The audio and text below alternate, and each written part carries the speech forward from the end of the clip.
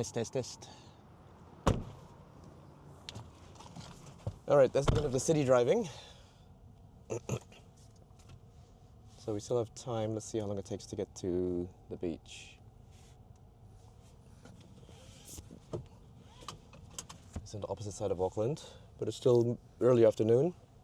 No traffic yet. Now turn right to An hour. Okay, so we'll be there at 2:30. Yep, that's plenty of time.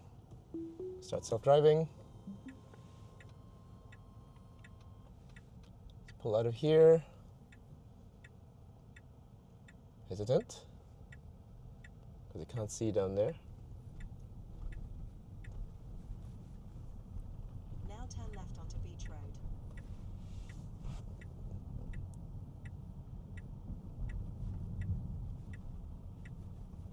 Pedestrian crossing. Let's just see where we get on the motorway. Just gotta wait for this car.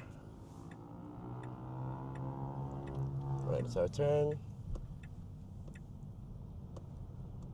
Getting on the motorway just down there. Turn left onto Parnell Yep, Rise. that's where the Western Motorway starts.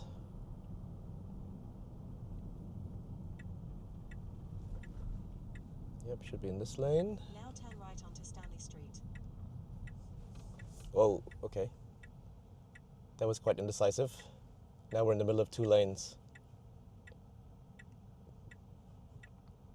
Which ain't great, because we're blocking traffic behind us, if any traffic behind us comes.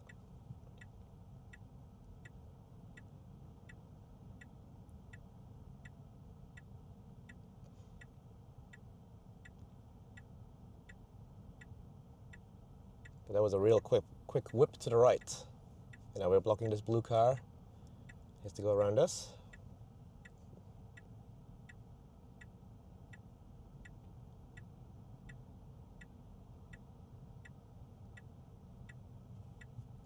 We do need to be in the right lane anyway. To get on the Western, I believe, because the left lane goes a different way.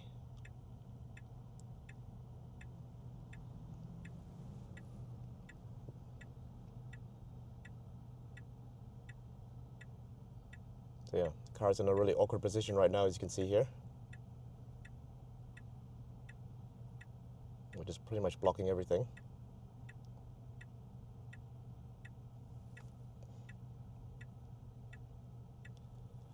Yeah, we can get out of people's way.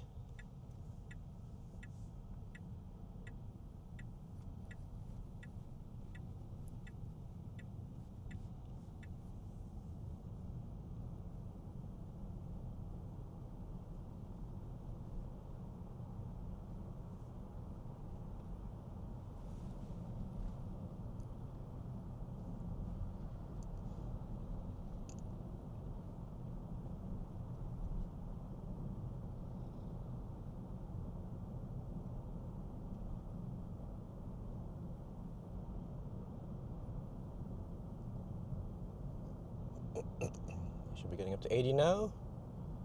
Yep, it did get the speed sign. In 200 meters, keep right to stay on 16 towards Helensville. We are in standard again.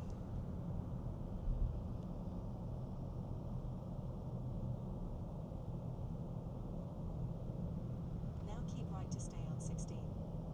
The lane on our left ends, so we should let this guy merge.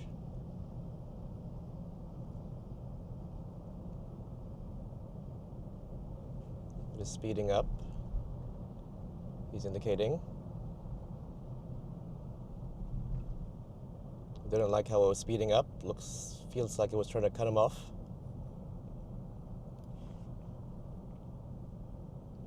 Seems like it didn't realize that that lane was ending. Uh-oh. This is not Meters, keep left to take 16 correct, towards because we Waiting must End of Helensville. be in the left lane. So we must get in the left lane ASAP. Like now. Left to take 16.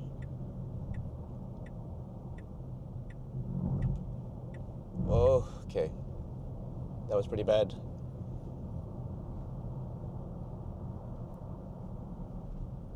Went over the judder bars, the judder strip and cut that car behind us off.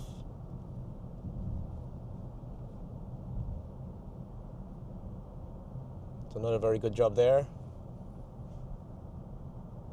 All that just to gain a few spaces ahead.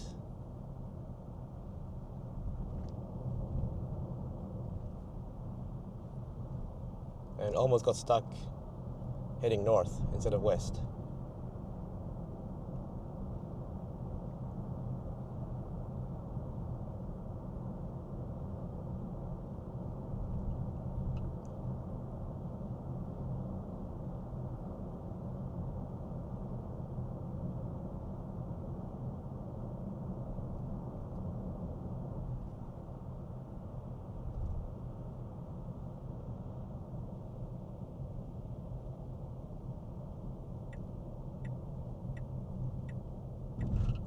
Going to the left for some reason.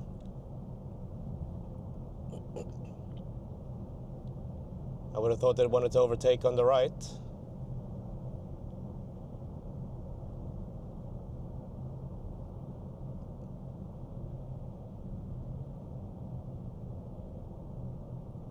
Standard mode.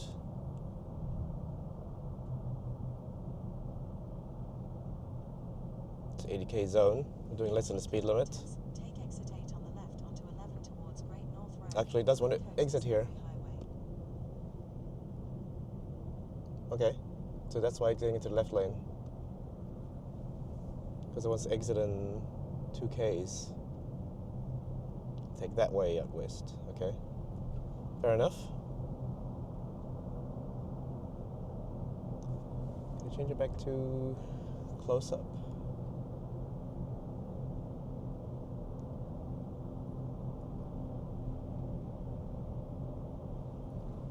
Let's see, will it pick up this 100 speed limit zone?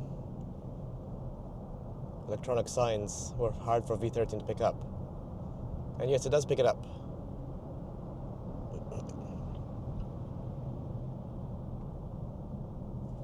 And we move up to 100 quite nicely.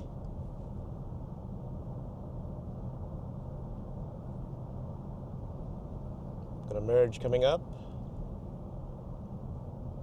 Should be slowing down. Yes, we are.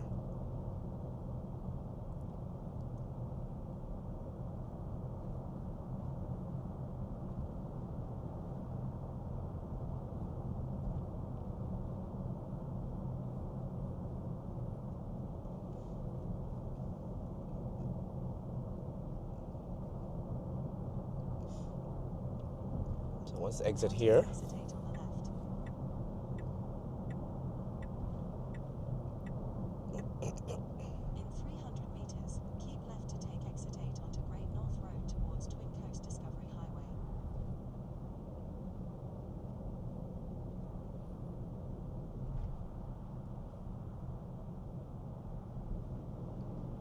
And turn left here.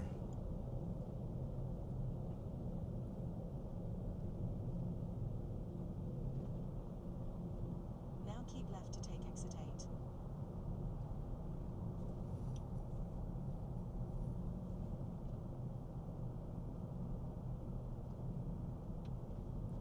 8. Down to a 50 zone. Let's see if it picks it up.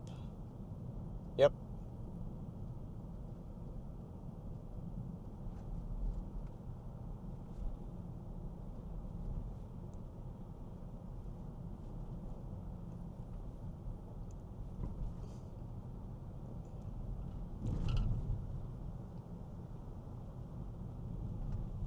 The mower.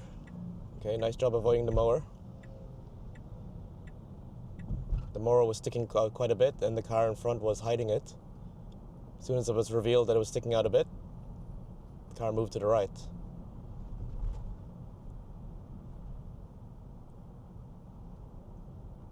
So well done avoiding that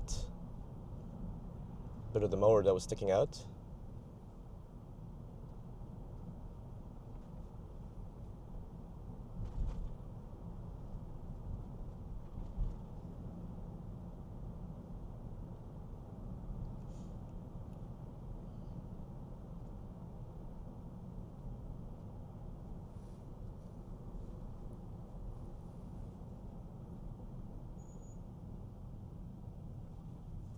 Let's actually see what road it's taking. Okay. Yep, that's good.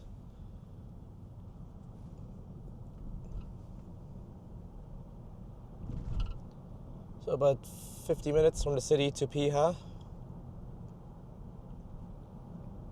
If robotaxis ever become a thing, Keep right to stay on 16 towards there's Helensville. probably a trip that tourists will want to take when they take a robotaxi from the city, because there's no bus service going out there.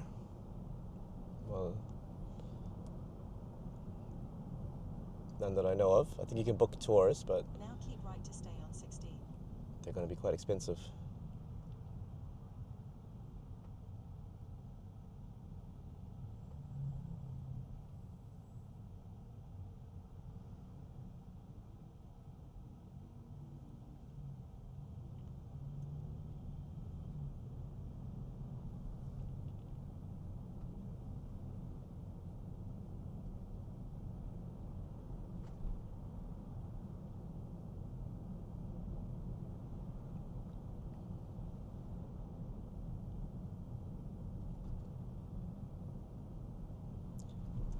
That was a speed bump, but 40 was okay for it.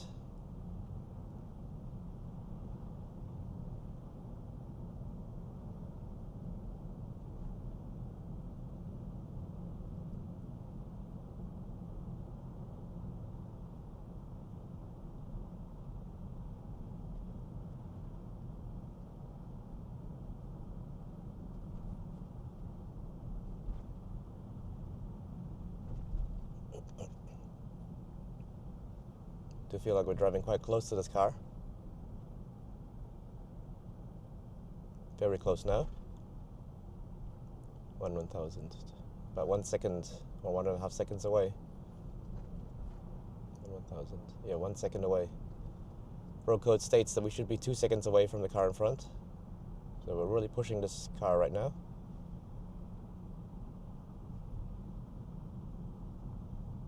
Not a fan of tailgating.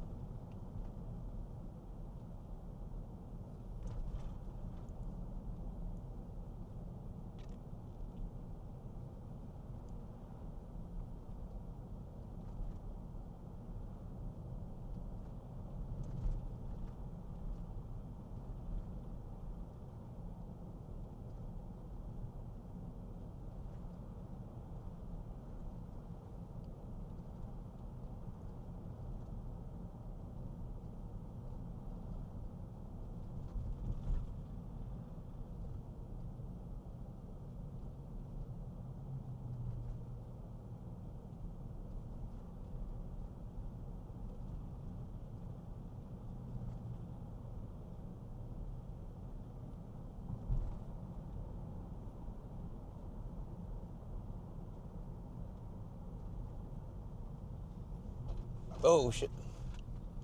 Okay. That was pretty bad at that intersection. It stabbed the brakes multiple times and was about to stop directly inside the intersection. I didn't end up stepping on the accelerator, so it just did its own thing. But that was pretty bad. So yellow lights are a problem on V14. It loves to stab the brakes and be very hesitant when they appear. Needs to make a decision, either go through or stop. Not start making a decision in the middle of the intersection.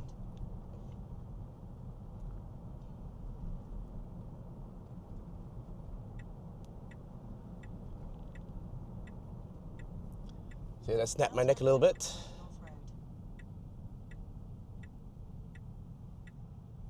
So I've had at least 2 instances now at yellow lights where it's been doing neck snapping brakes or brake stabbing. Overall V13 was a lot smoother, just had a lot less confidence. This one definitely feels like, V14 definitely feels like a confident, older teenage driver on crack. So it's like looking everywhere, responding to everything, trying to get around everything.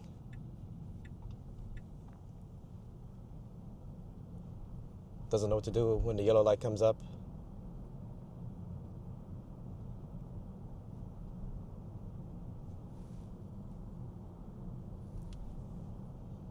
So I wish I had like a snapshot button or something to send that brake stabbing to Tesla, because I didn't disengage there, so I couldn't give a bug report.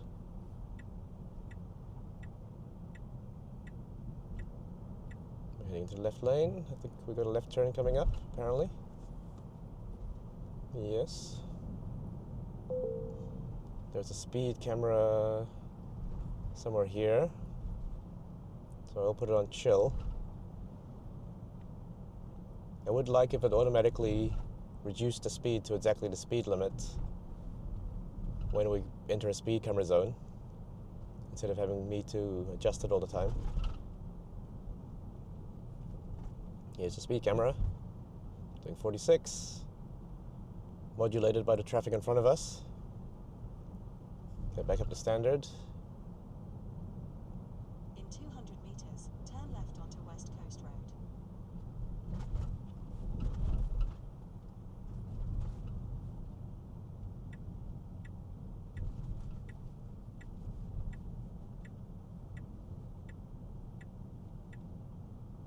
Now turn left onto West Coast Road.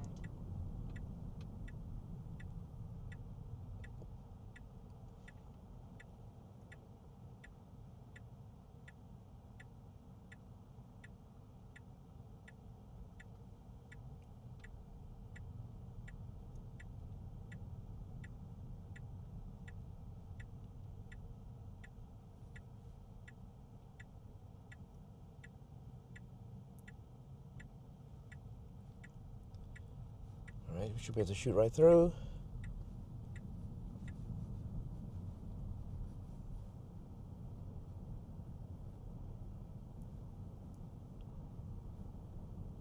Now enter the roundabout and take the first exit.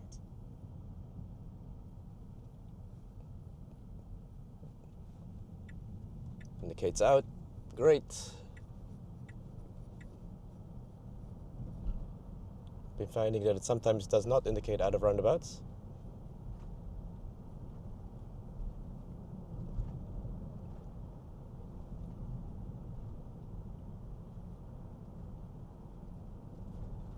In 200 meters, bear right to stay on West Coast Road.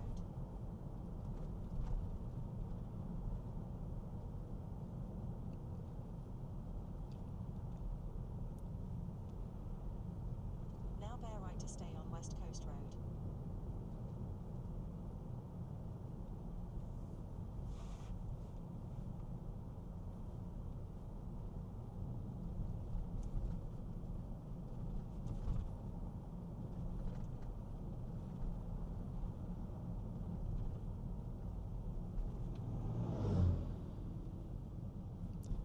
over a speed bump.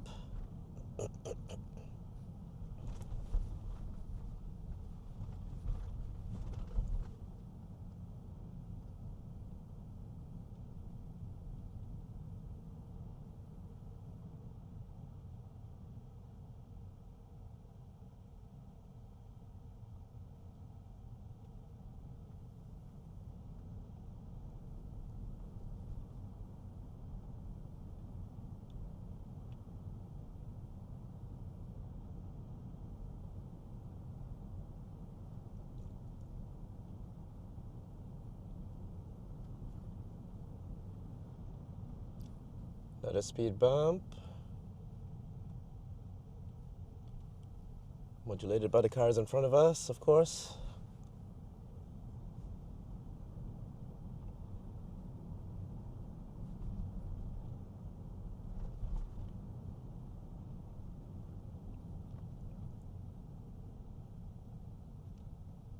Could take the left lane if I wanted to be faster.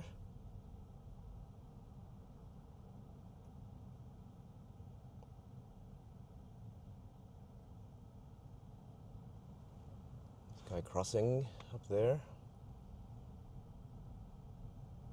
Not interacting with us though.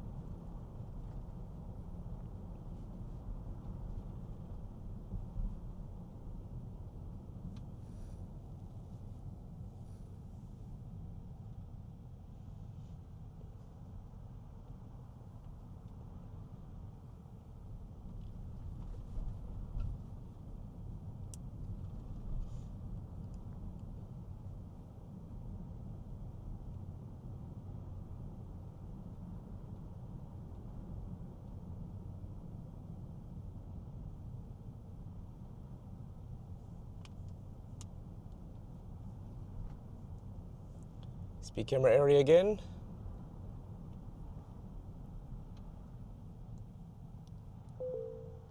Got the ding now. I'll put it back into chill just to be sure. I can already feel that it's backing off the following distance from the car in front.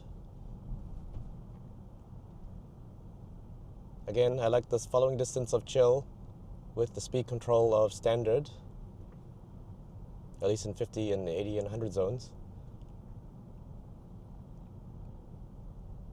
I wish standard would do the speed limit in 30 and 40 zones, but it does seem to do faster than them often.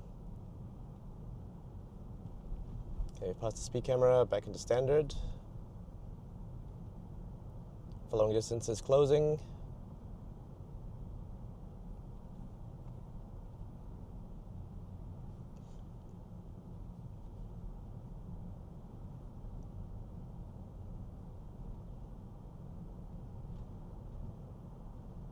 In 200 meters, enter the roundabout and take the first exit. Alright, first exit on this roundabout. You can see the signs to Piha.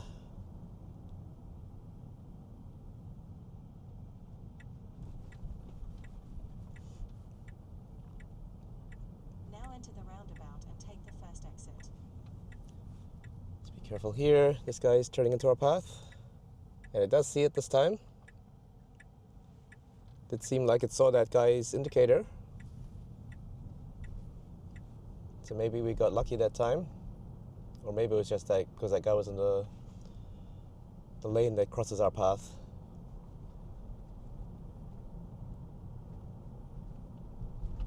Okay, now things should start getting more rural.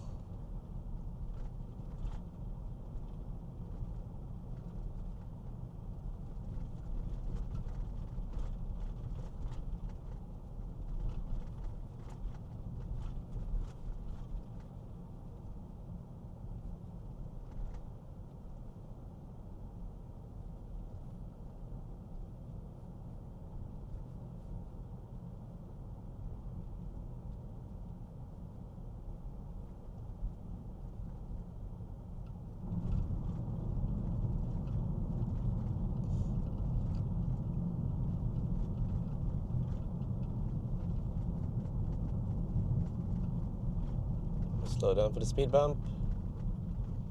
Slowing down to 30. That was a good speed for the speed bump. Back up to 50, and then we head into a 60 zone.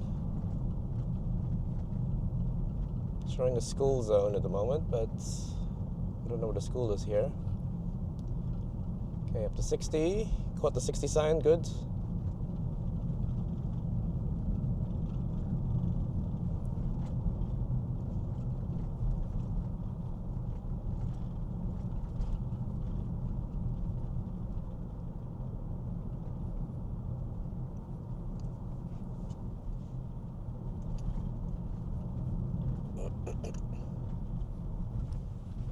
In 200 meters, bear right to stay on West Coast Road. Yep. I'm going to start holding the steering wheel a little bit more carefully now, because when I did this drive with V13, it was always Now bear right to stay on West Coast getting on the wrong side of the road. Like along corners. It always crossed to the wrong side of the road on a blind corner. Really in the worst place possible, where you couldn't see what was coming. Couldn't see any oncoming traffic coming. And it would cross onto the wrong side of the road. And sometimes just randomly on a straight as well. In these rural roads, it would cross onto the wrong side of the road. Let's see if V14 has any improvement. Okay, we're entering a 30 construction zone. Let's see if it slows down. Slowing down slightly. Didn't do the 30 recommended, and speeding up again way before the sign.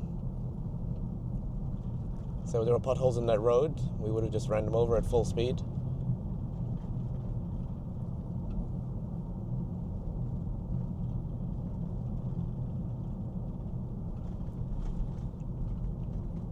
Seems to be taking these curves so far with more confidence. No need to slow down for them, doing 62. I think V13 was slowing down for them quite a bit. Still feels planted on the road. Slowing down a bit here for the chicane type bit of the road. Good speed. Here needs to slow down a little bit. Good. 50 is about right. Hasn't crossed the other side of the road yet. Seems locked on the left, which is excellent.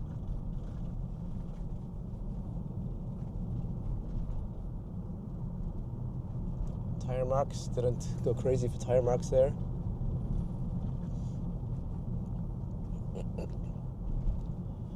Speed recommendation 35 around here, but that's for like heavy trucks. So let's see what speed this FSD does it at. 38, 37, not bad. Yeah, that's about right. 44, yes. It's about the same speed I would do it.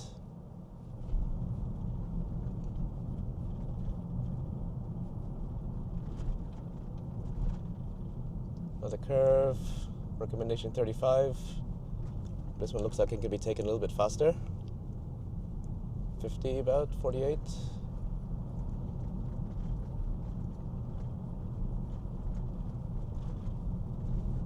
Seems to be firmly planted on the left side of the road so far. Good lane centering. These roads are quite narrow.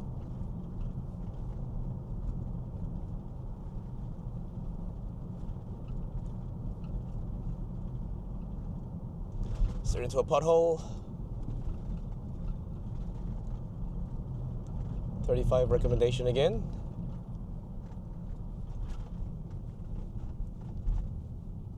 Takes it at 37.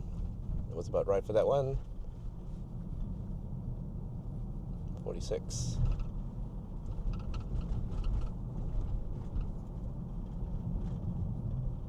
Got a car pulling out of the driveway there. And we got a tight corner here. Nicely done. Gets a little bit on the yellow lines, the central yellow lines. Got to hug the left a little bit more.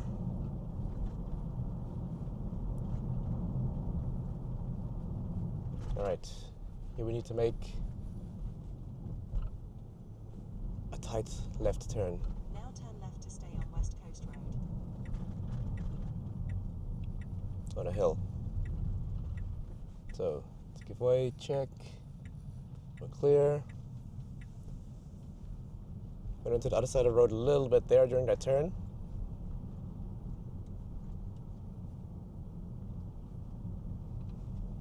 Now we're stuck behind slower traffic.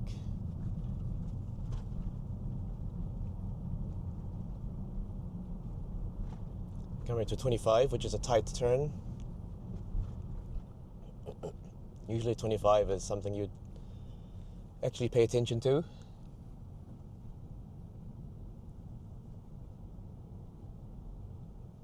In 200 meters, bear right onto Scenic Drive.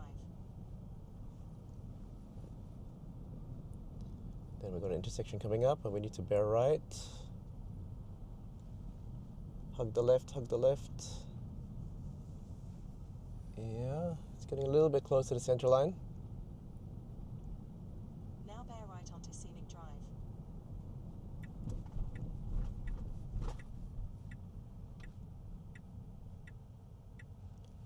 Here's the check.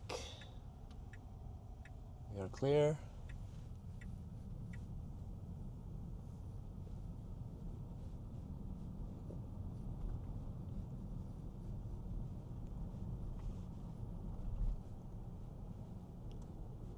I think it's 70 here, but I think the speed limit is only 50. Meters, bear left onto Piha Road. Okay, it's getting a bit sunny. I'll put this down.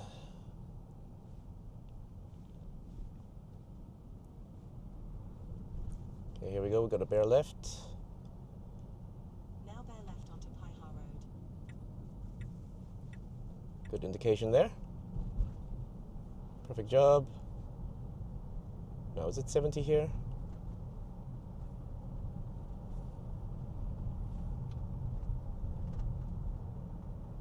Okay, it's 80. Coming up to here. So we can do 80 now, but we've got to pay attention to these speed recommendations for the corners. 70, just perfect.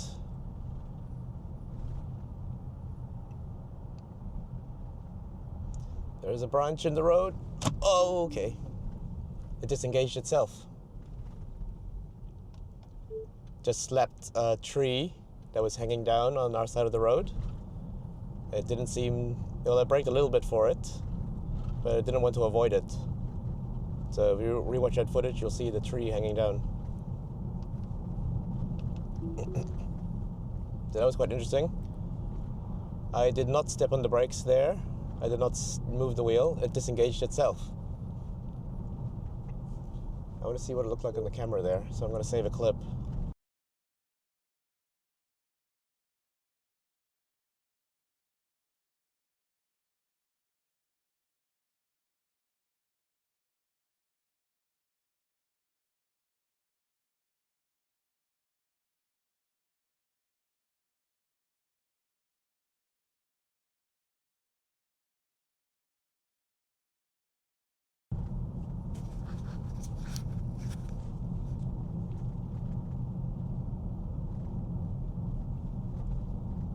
And he's taking the speed limit down to 60 again, when I still think it's an 80. So maybe I'll put it on hurry mode and see how it drives here.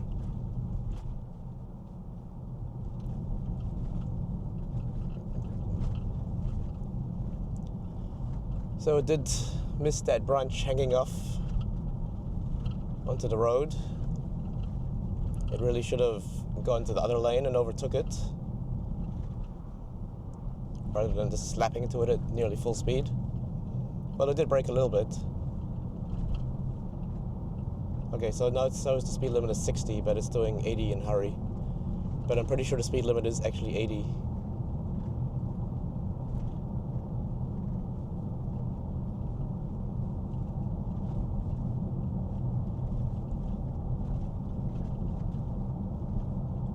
So I don't think that tree branch would have done any damage, because it just hit the windshield, but we'll have to look later.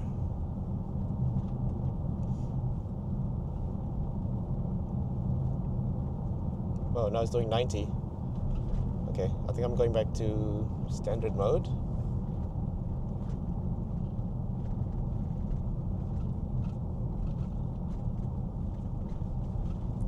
Still maintaining the 80, even though it says it's 60 on the speed limit symbol.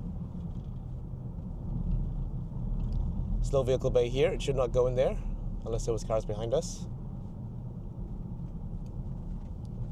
Okay, now it's going back to 60 again. Put it back into hurry mode. Press the accelerator a little bit. See if it gets back up to 80.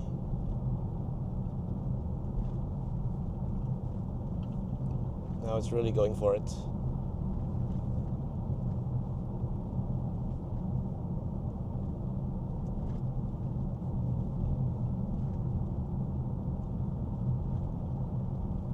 Unless I missed the 60 sign back there, just as we slapped that tree.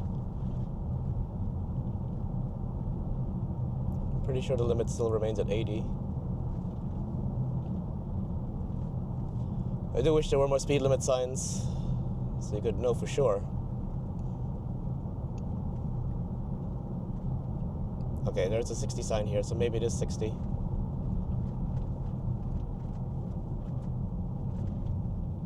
Or could be just for this portion here, because there is a place to pull off to the left, I think, down there. It is speeding now a lot. So I wanted to go back to 60. So put it to chill and back to standard, and now it's holding 60 again.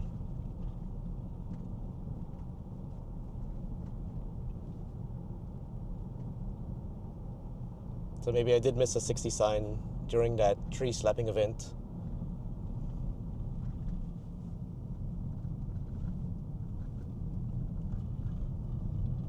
Good corner taking.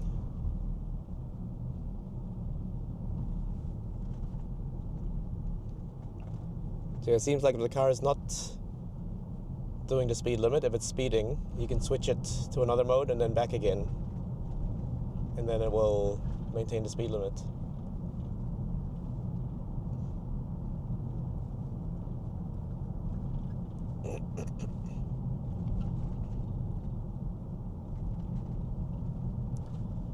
So far the curve taking and keeping on the left has been a lot better compared to V13.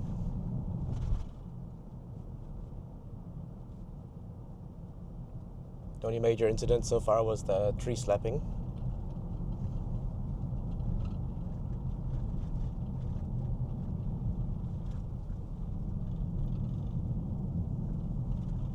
This one's rated at 45, so probably 50, 55 is okay for our car. Takes it at 50, 50, 49. That's about right. Still feels comfortable. Not being thrown to the side of my seat.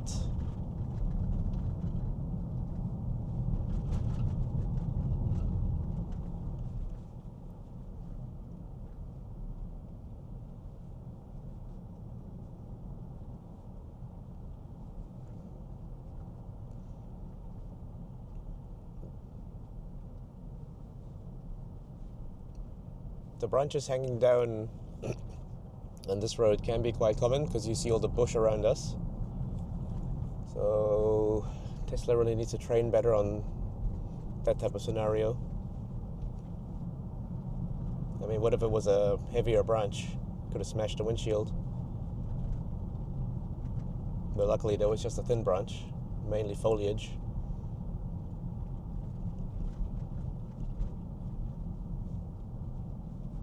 Nobody behind us, we don't need to use a slow vehicle lane. Sometimes locals on this road will be driving it at 100.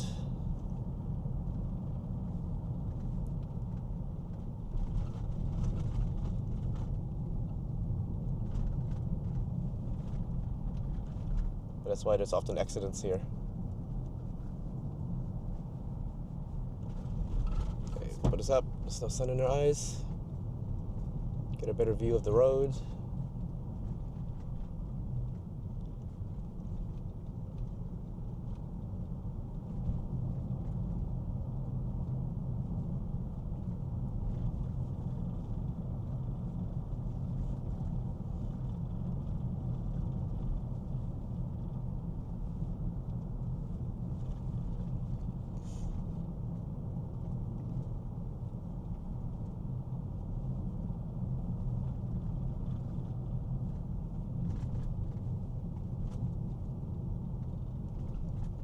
It was a bit scary that FSD disengaged itself there on the tree slapping place. I promise you I did not press the brakes. My foot was hovering over it.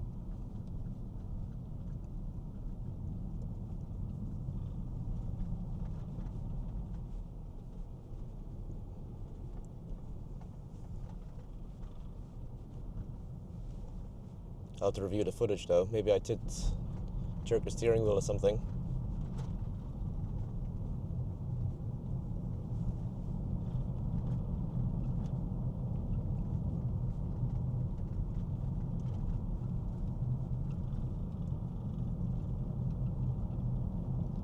The branch hanging out, but it's not on the road.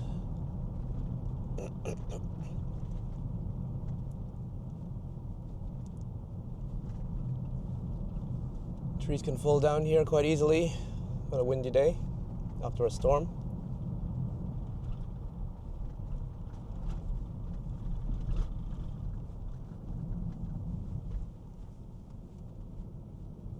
Good corner taking.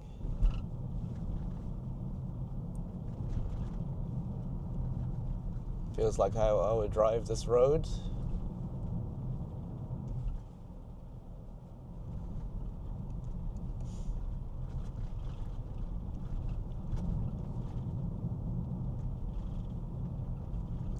I think usually tourists from other countries end up taking this road extremely slowly, and that causes a lot of frustration with the locals who do some dangerous overtaking maneuvers. Looks like we are coming up on a slower vehicle now though.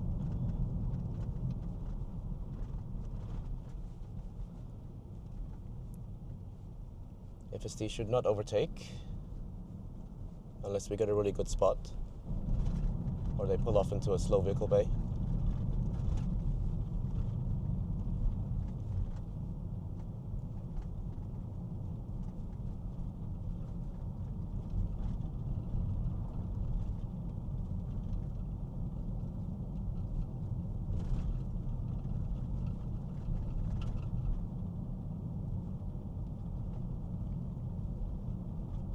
Potentially there was an opportunity to overtake there, but he's doing 50, and if we only do 60 during the overtake, it'll be quite dangerous. Okay, 50 zone. So now he's doing the perfect speed.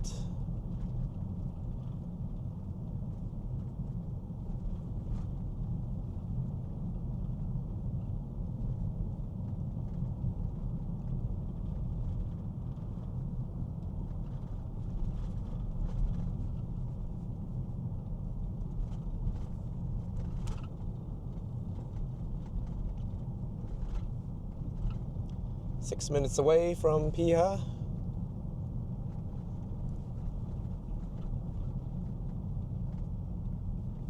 Want to clean the windshield a bit.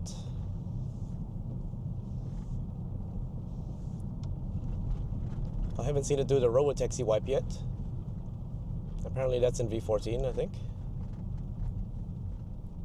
Maybe not in our down under version though.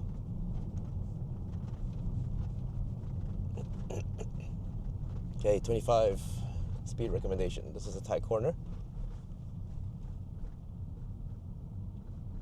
Oncoming truck.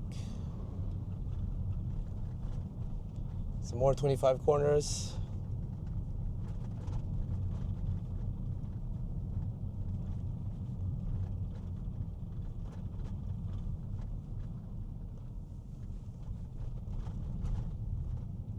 They're modulated by the car in front.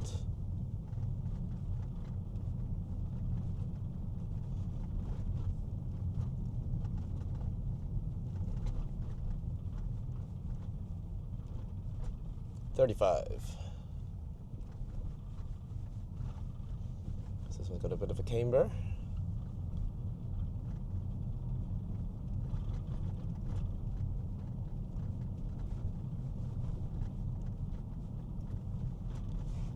Hold on here because there's a potential to drive off the cliff.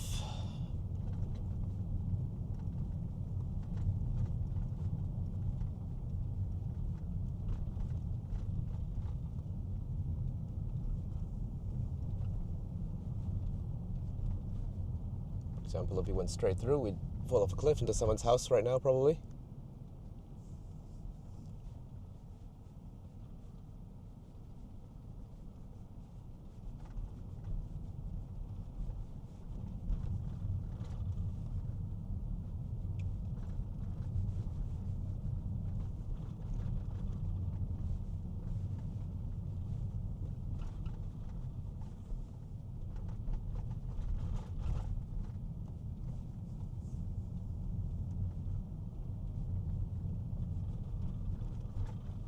Yeah, so far, it's been a lot better than my trip down here with V13. Never had the problem where it gets into the wrong side of the lane, wrong side of the road so far.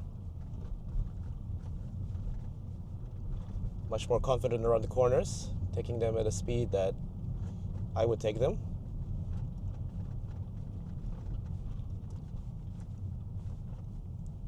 In standard mode.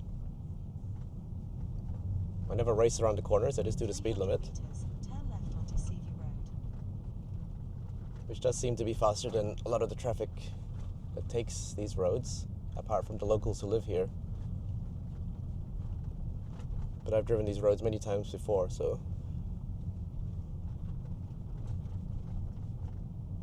I know them quite well. Not as well as a local who lives out here though.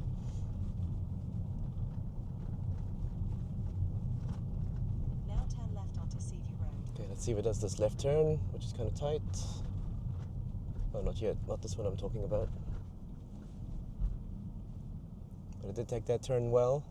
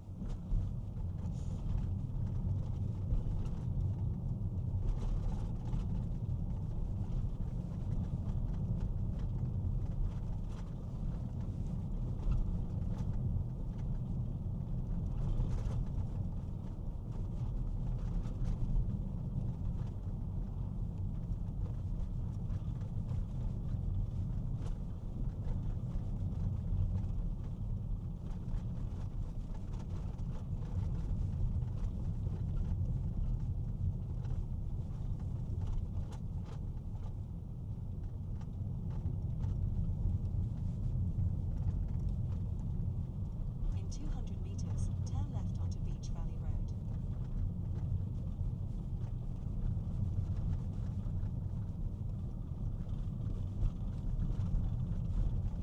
Okay, here's that tight turn I was talking about. Now turn left onto Beach Valley Road.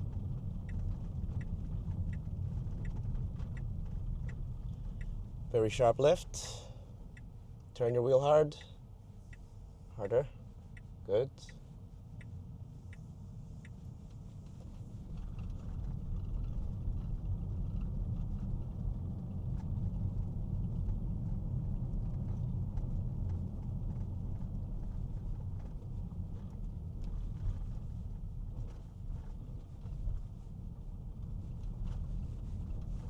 And then there is a car park at the end. So we'll see if it uses that.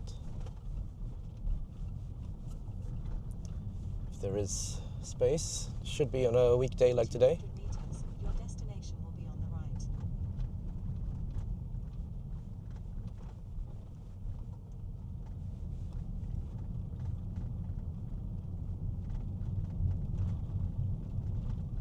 Someone's put an unofficial speed bump sign up because this one's got the paint all faded. Tesla seems to see it. Now your destination is on the right. Alright. I didn't really want to go down here.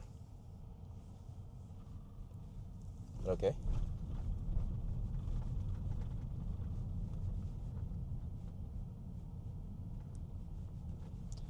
Well, let's see if it parks somewhere.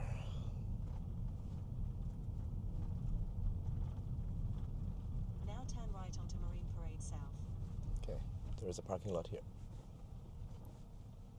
So are you going to choose a park?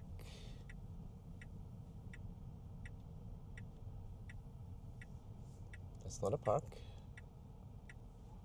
This is not a park. Oh, parking fail. Parking fail. Okay. It parked in the middle of the road there, which I do not like.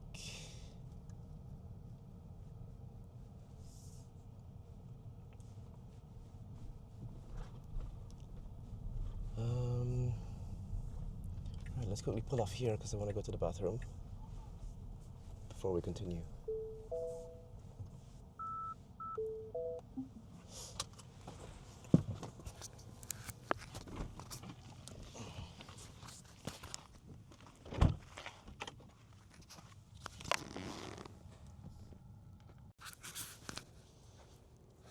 Okay, so just quickly checking for damage after that tree slapping incident.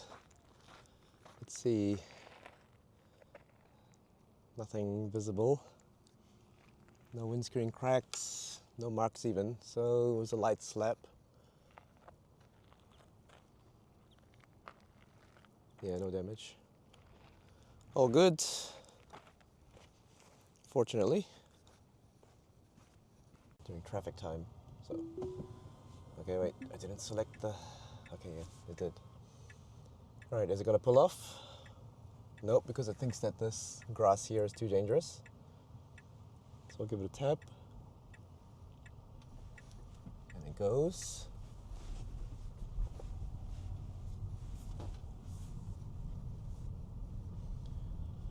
One lane road here. Turn left to stay on Beach Valley Road. Nobody else coming.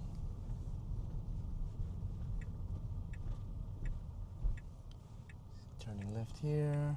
Clear.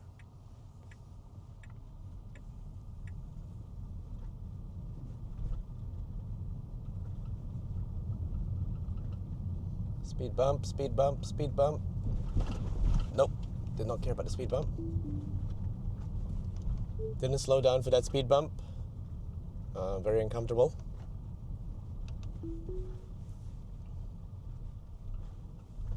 That's the one that had the sign, the unofficial sign pointing at it, coming the other way. So probably didn't see it because there's no lines painted on it anymore. Those lines have long been faded away and never been replaced.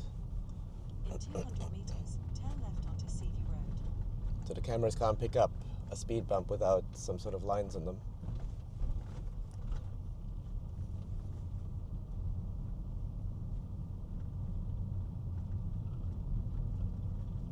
Now turn left onto Seaview Road. Right, let's head left. We're gonna give way, make sure no cars are coming. No cars coming. We must give way. That car's going down there, so yeah, we can go.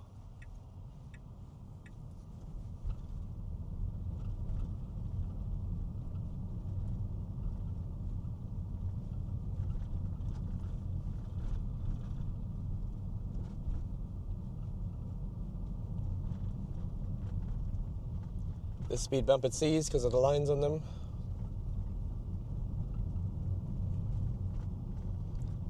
Again, this one it sees.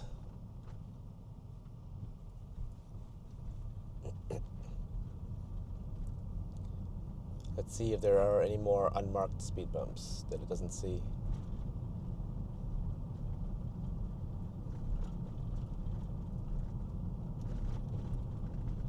This one it sees.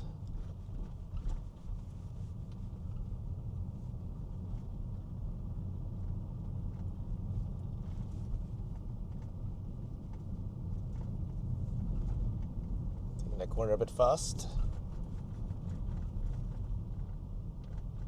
Speed bump it sees. Yeah, that corner was a bit fast.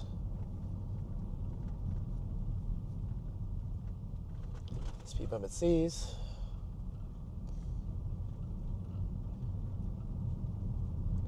The one that's clearly marked. I don't know if we'll get any others that aren't unmarked.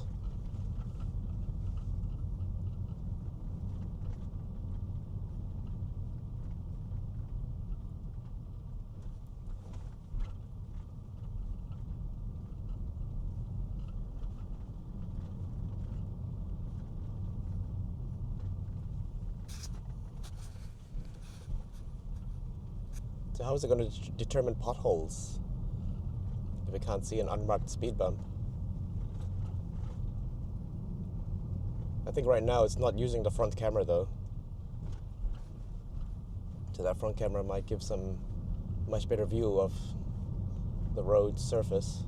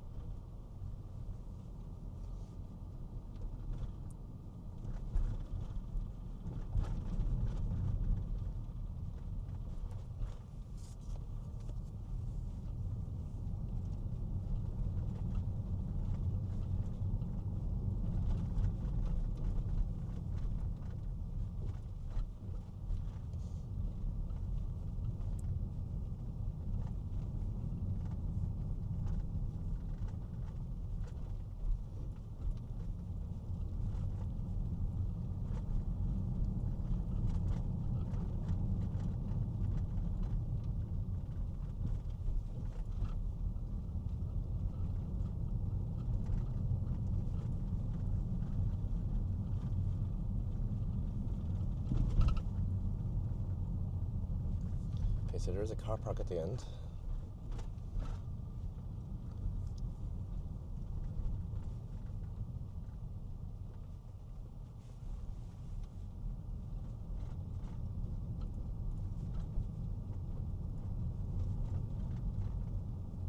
It's not seeing the speed bump. Oh, it sees it at the last second. And it gives a dry wipe. I think it was because of the sun that didn't see that one. How about this one? Excuse me. That it sees that speed bump. It might have been because of the sun and the shadow in that one that it saw it at the last second.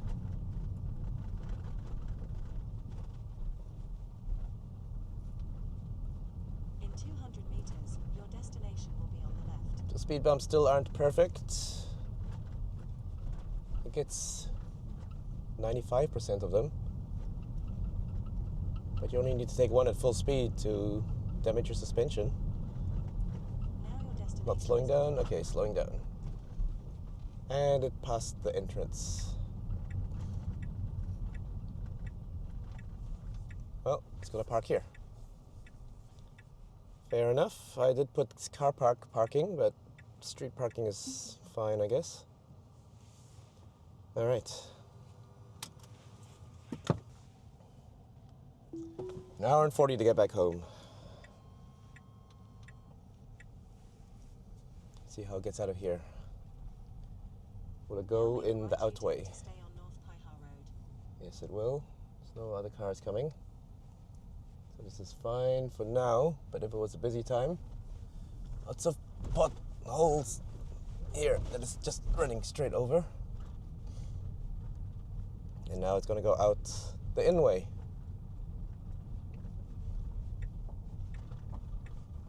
Car just came in. No right turn from here, apparently. Just thinking about it. Thinking if it should follow the rules or not. It's very close to those bushes.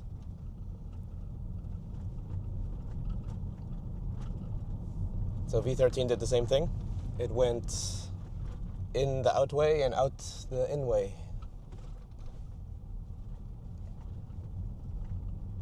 If it was a busy time, that would cause chaos on a summer's weekend.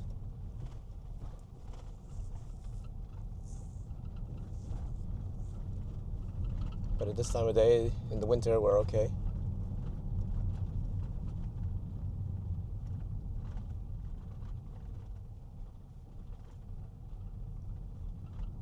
Oncoming motorcycle.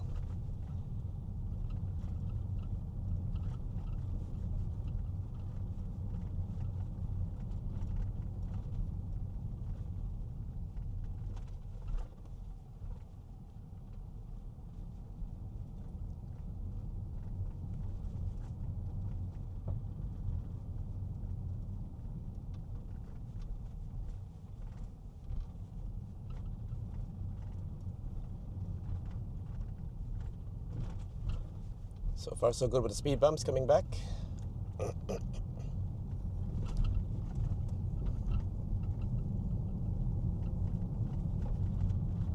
feels like it's getting close to the trees on the left.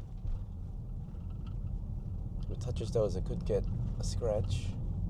But I guess we are well centered in the lane.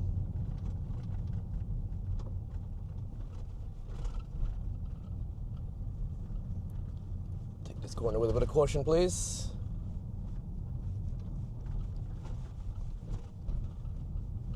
That was good.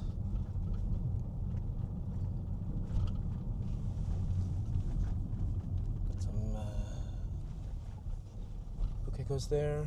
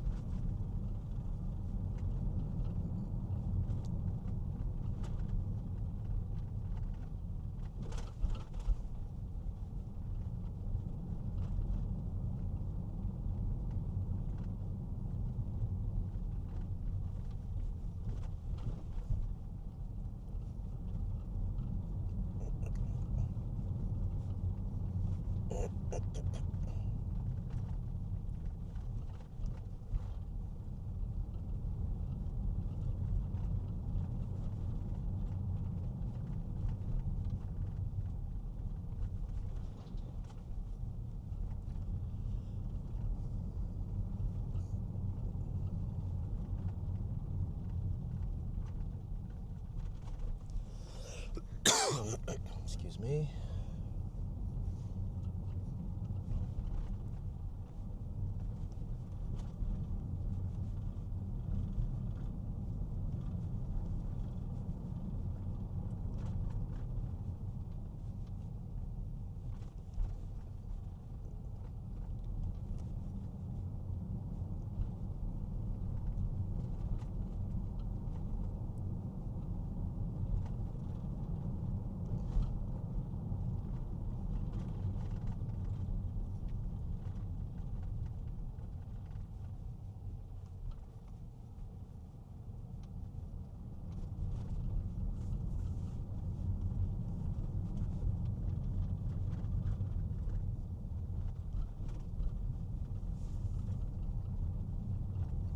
That was quite a faded speed bump, but we were modulated by the speed of the car in front. I think he might have missed it too because he braked quite late.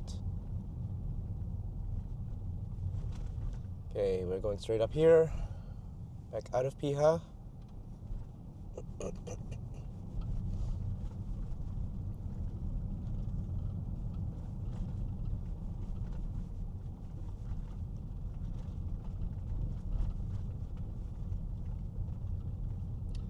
These cars are going to drive much slower than FSD would, I think.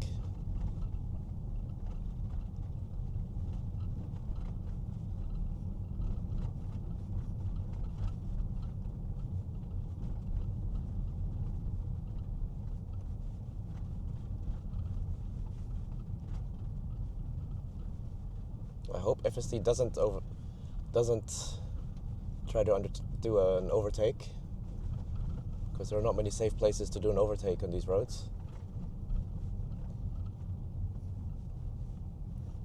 In theory, if the people that are ahead are good drivers, they would pull over during a slow vehicle lane or a parking spot.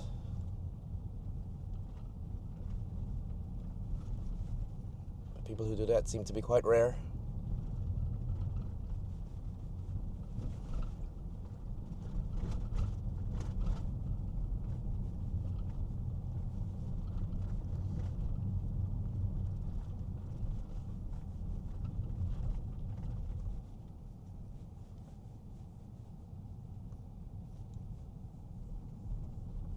In 200 meters, turn right onto Piha Road.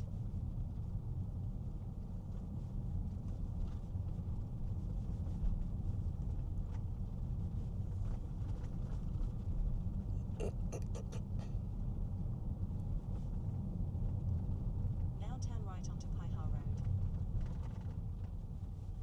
Very slow here from the cars in front. Not sure what he was indicating.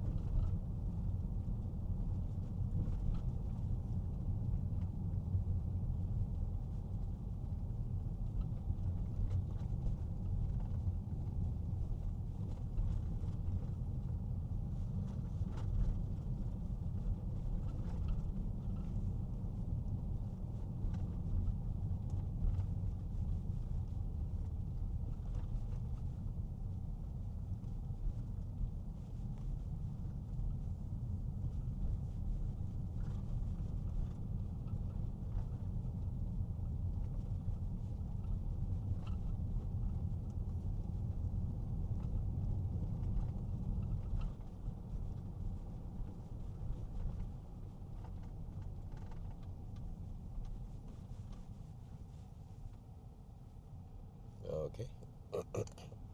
This car almost came to a full stop around the corner. FSD maintained a good distance from the car in front, though.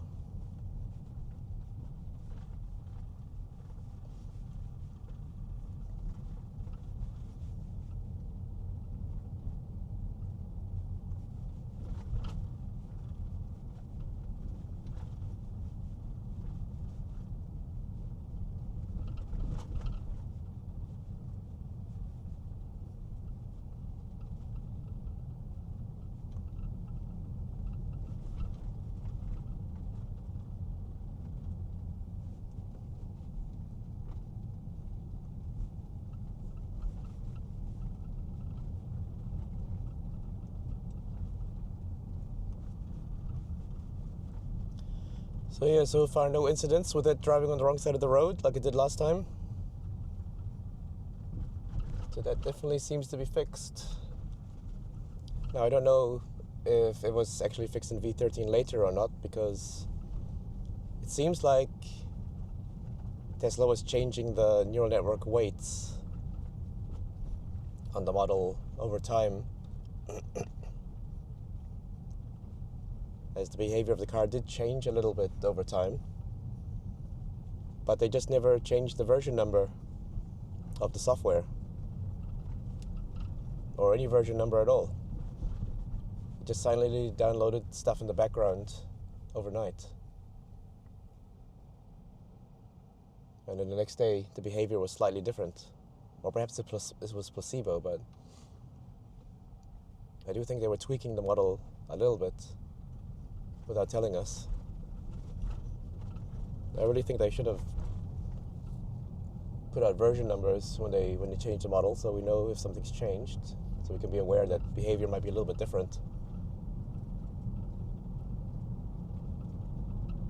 But perhaps they were doing A/B testing, so they don't want to tell people because that might ruin their experiment.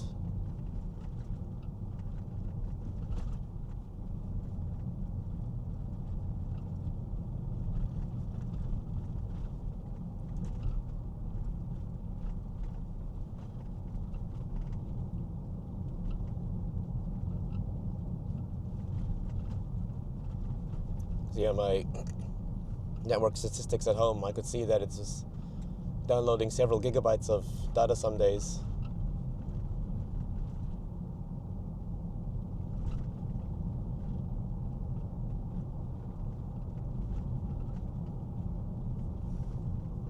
And I did notice that the problems with it going crazy at some intersections, with the wheel turning left and right, like a kid drives.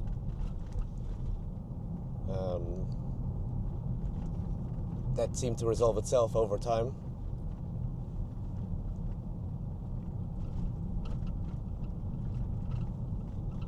But I definitely did see spots in my daily drives where V13 would still get on the wrong side of the road, especially if there was oncoming traffic.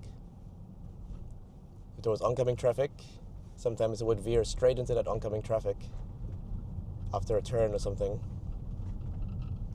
just to keep you on your toes.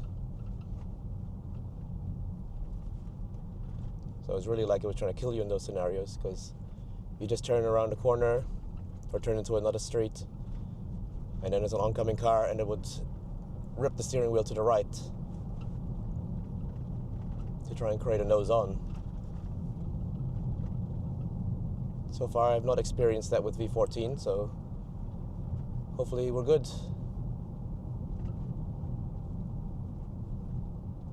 That was by far the most dangerous problem I had with late V13.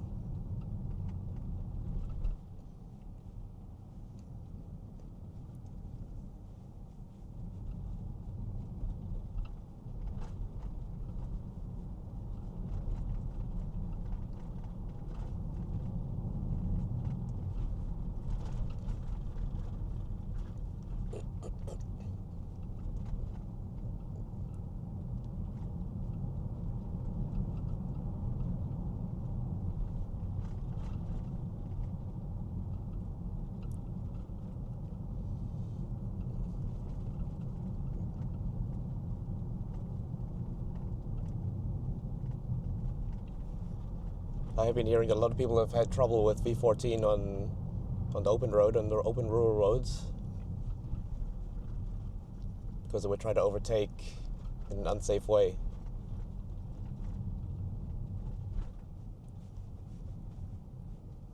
We try to overtake with oncoming traffic or in a blind spot.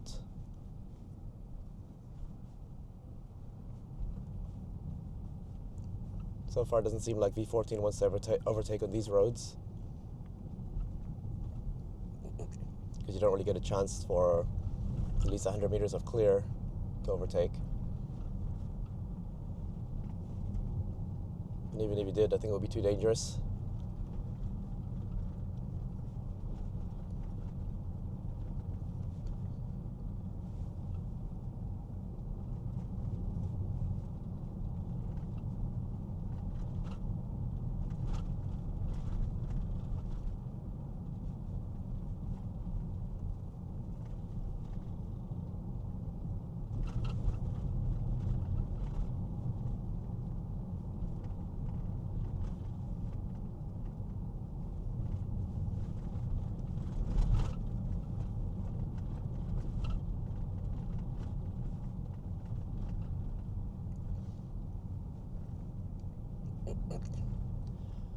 Now let's just hope we don't get another tree slapping incident.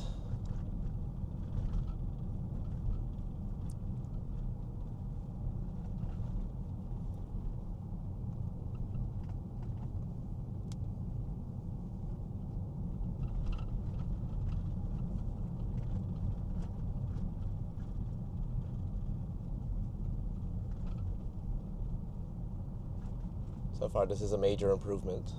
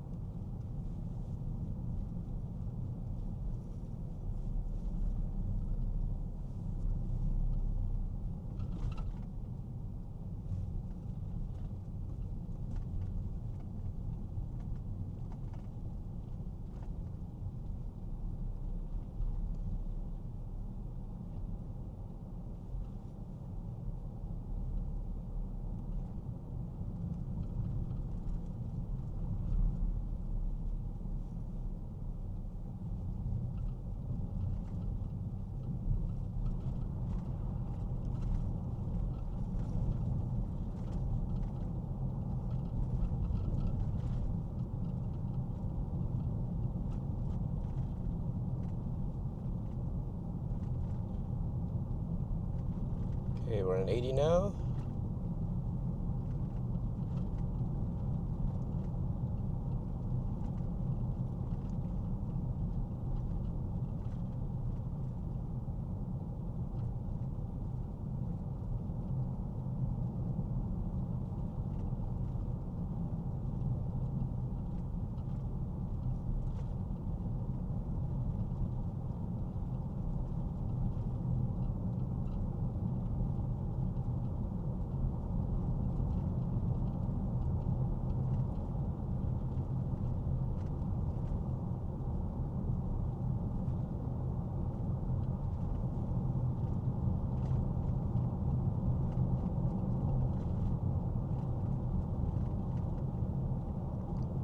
So yeah, I'm pretty sure it was 80 before when it was saying it was 60, so.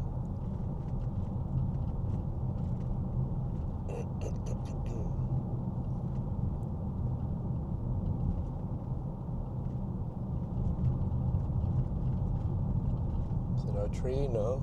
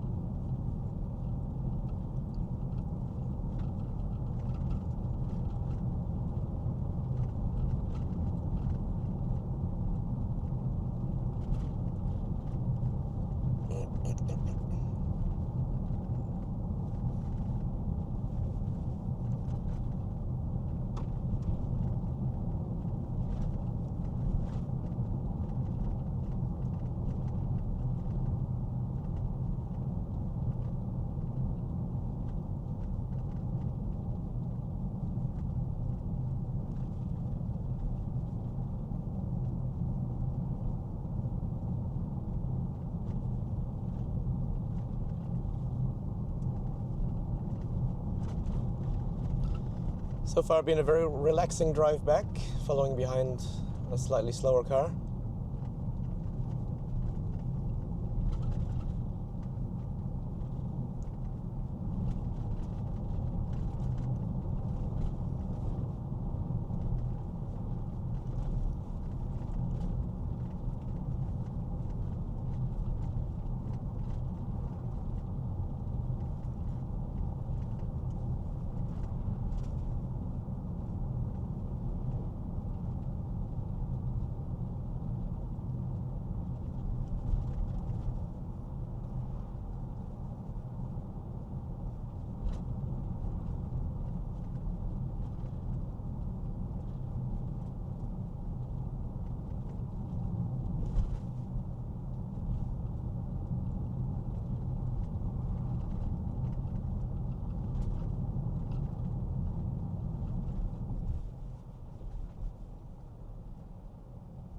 Here's that tree that gave us the high five.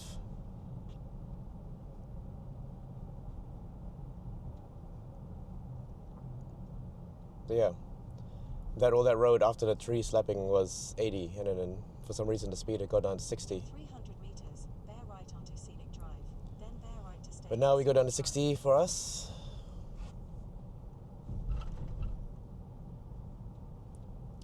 Here I wanted to see if it would slow down for these signs, because last time I did a major heavy brake, the stop sign around the corner. Does need to slow down now. Now bear right onto scenic drive. We're slowing down because of the car in front.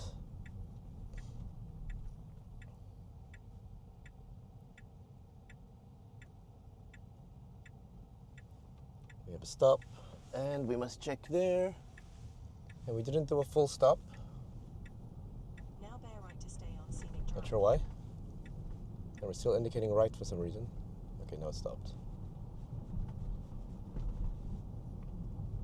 I don't think we were meant to indicate right there, because that would indicate that we were turning into that road on the right. Not the one that we just went onto, which is straight through.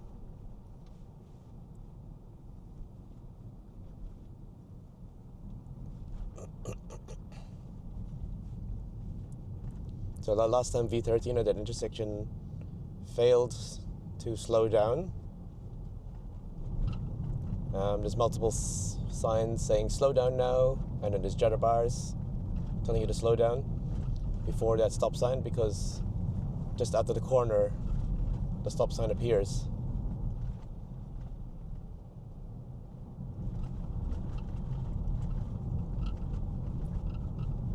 So I'll have to try that again another day, perhaps, with no lead car, to see if FSD is reading those slow down signs.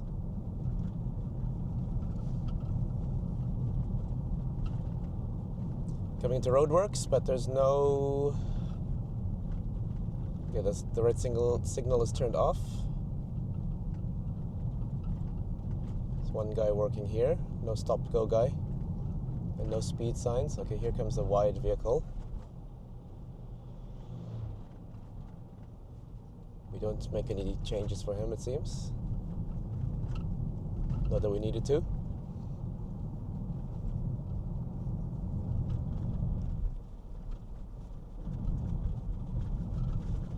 Good speeds again so far.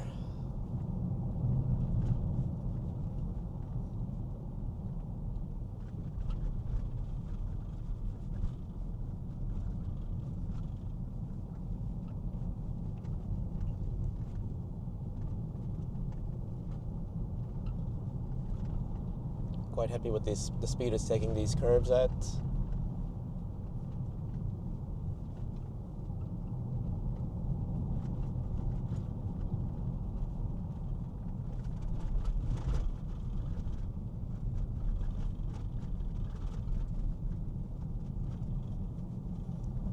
Went over the center line a bit there.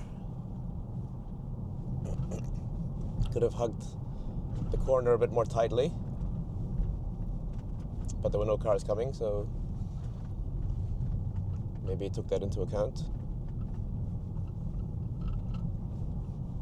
A little bit close to the curb there.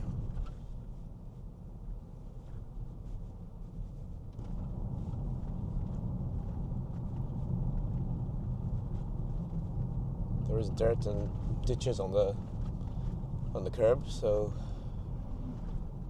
yeah, the guy was definitely not doing 60.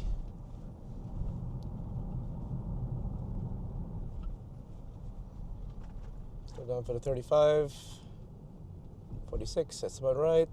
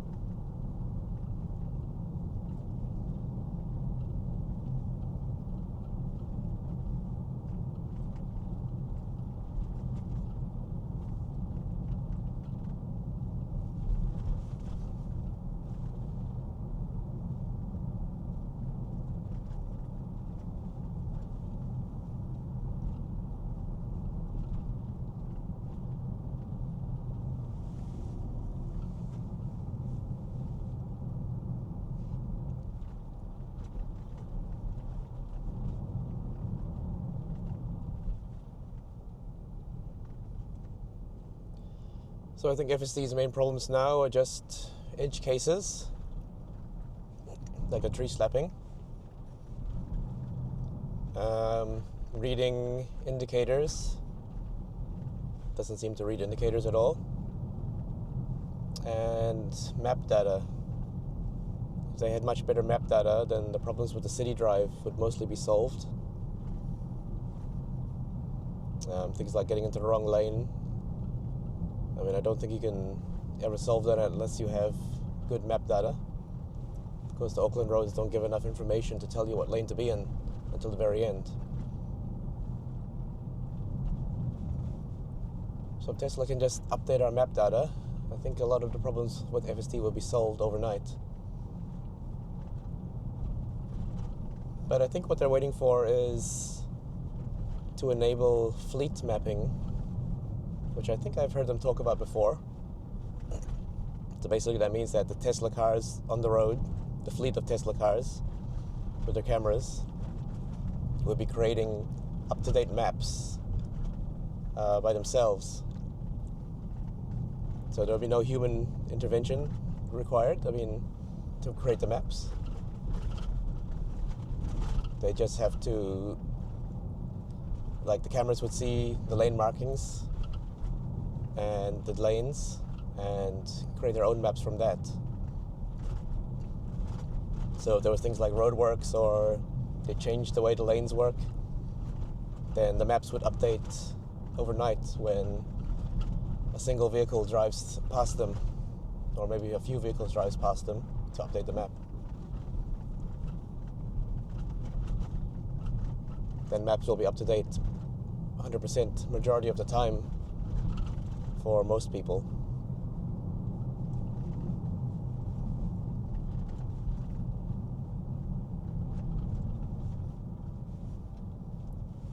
So I think that's why they're not putting too much effort into updating their map system just yet. But how far away is that from coming to the USA and coming to New Zealand? I don't know. Probably at least a couple of years before it's in New Zealand.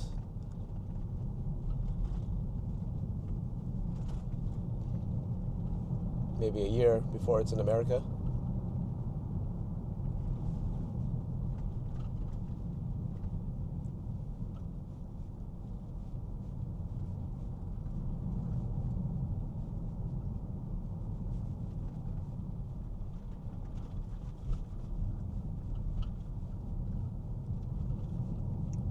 Okay, back into a 50k zone.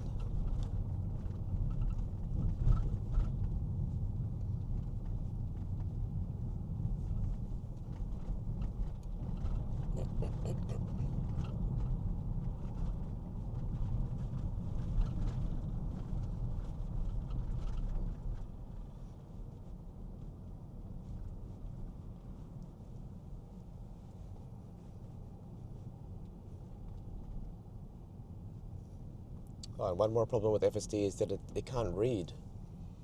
So if there's signs with instructions, then I won't be able to read them and do what the instructions say. So things like bus lane times and things like taxi ranks.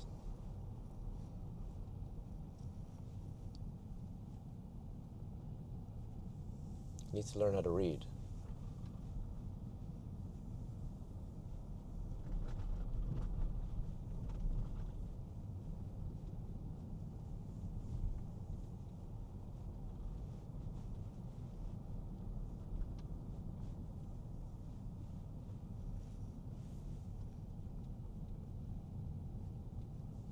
Oh, cut the corner a bit tight there. I was about to intervene. Felt like I was getting close to the left. The wheels were still on the road. That is one issue with V14. It has very small tolerances. And as my other video might show, it did hit the curb once on video and twice off video. No damage done, but still hit the curb.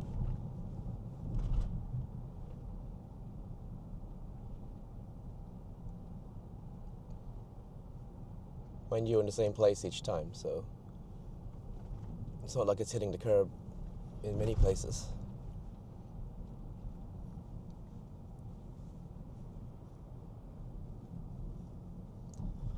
Alright, we're almost out of these windy roads. Get us back to suburban driving for a while.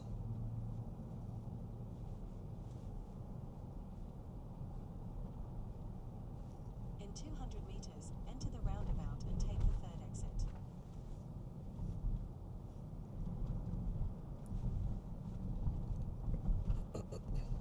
What is this? Poor camera visibility detected during self-driving. Please schedule cleaning via Tesla app. Interesting. I'll check that out a bit later after we go through this intersection. Vehicle's going left. We're indicating right, but we need to indicate left now. Indicate left, yes.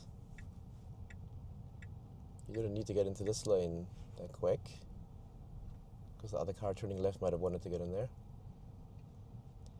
Is he going to wait for these kids or not? He needs to go forward because kids will not cross by themselves, so I'm pressing the accelerator.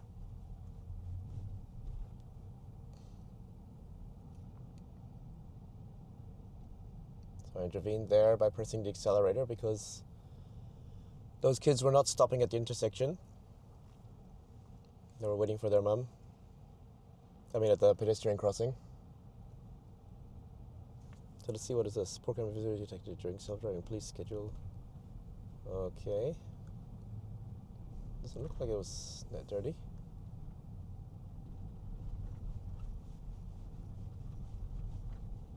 Maybe it's the off-gassing problem. With the new car, the plastics off-gas and cause smears on the windscreen. Which is why sometimes the at night the lights look like smeared stars.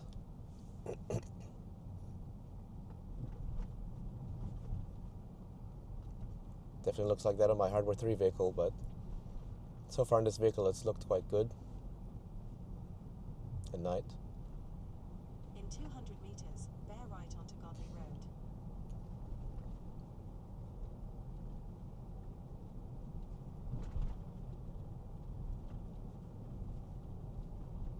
Now bear right. We need to make a right turn here.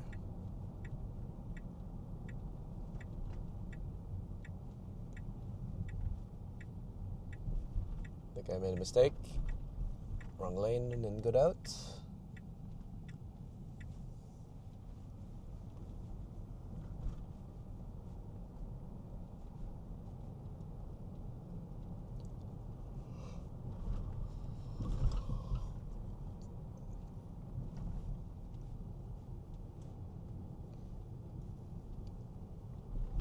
So we're coming into school hours now.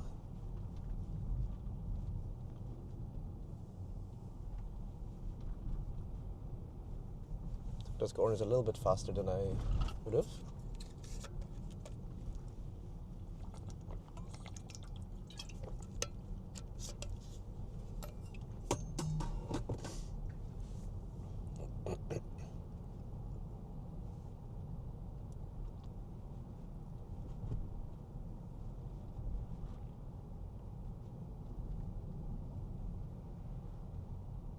Okay, school zone here.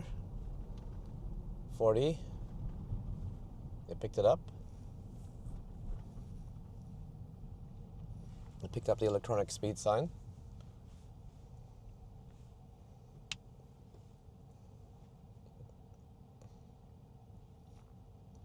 We do have cars in front though, so they should be doing 42.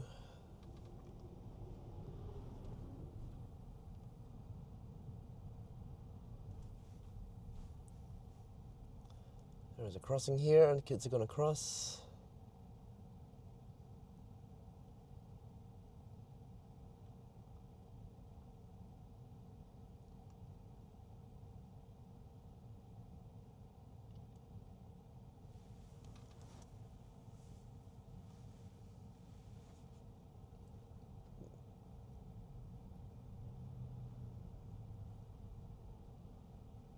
Alright, looks like it's going to be clear by the time it's our turn to go over the crossing. So no pedestrian interactions. Go straight through.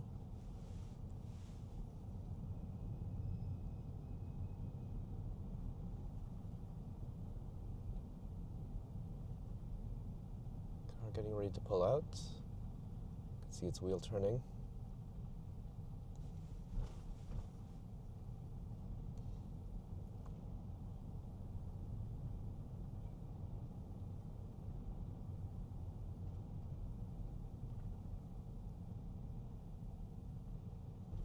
Speed bump. Okay, another pedestrian crossing here.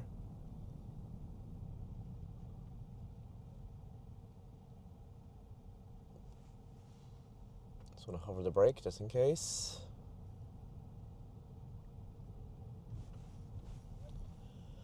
No one crossing for us.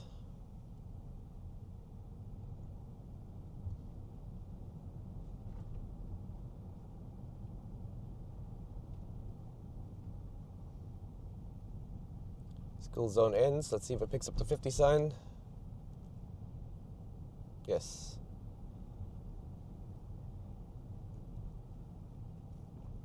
Showed the 40 question mark for a second for some reason.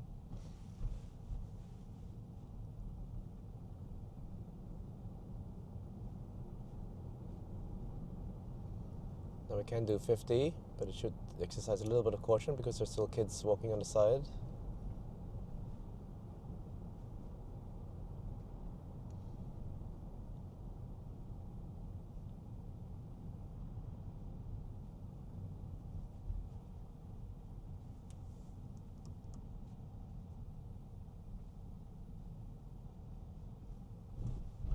Nobody crossing there.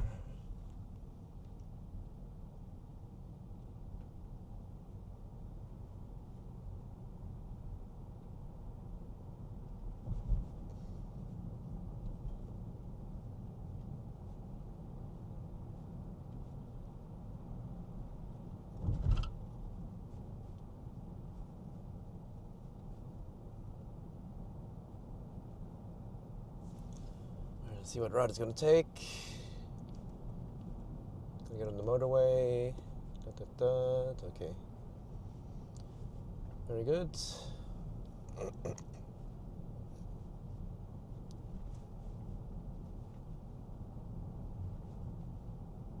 In 200 meters, bear left onto Portage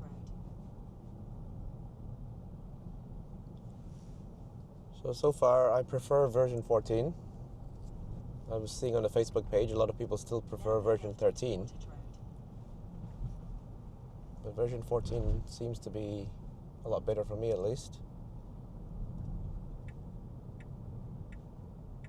Now into the roundabout and take the second exit. Still making stupid mistakes, but feels a lot better than B13.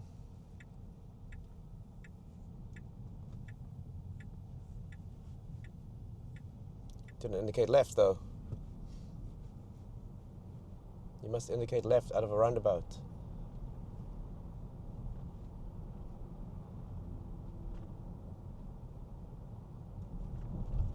So that's a little bit of an annoying regression. V13 had that almost perfect.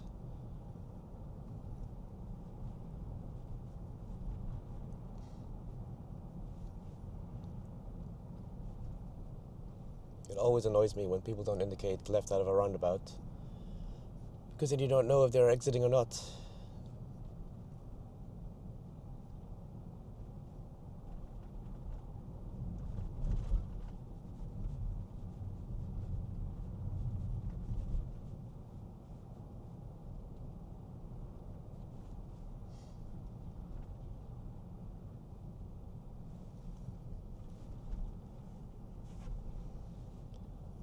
One hour until we're home again. From West Auckland to East Auckland. Enter the roundabout and take the third exit.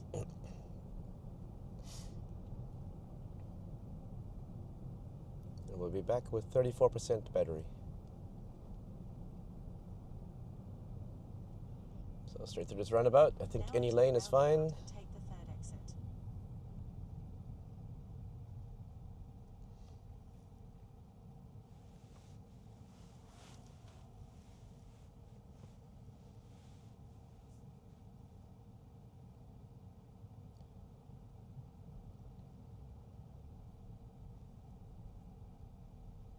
Waits at the crossing. There's a man crossing.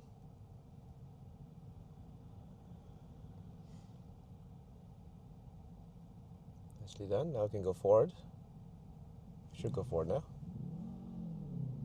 Gonna go. You can close the gap. Might need to give it a tap in a minute. If this car goes and V14 doesn't go, I will give it a tap.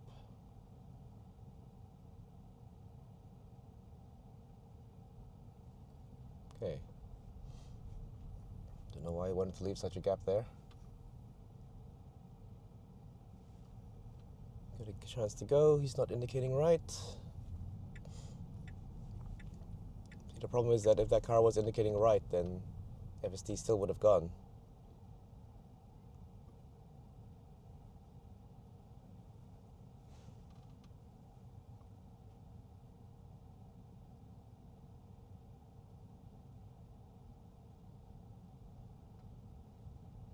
Green light.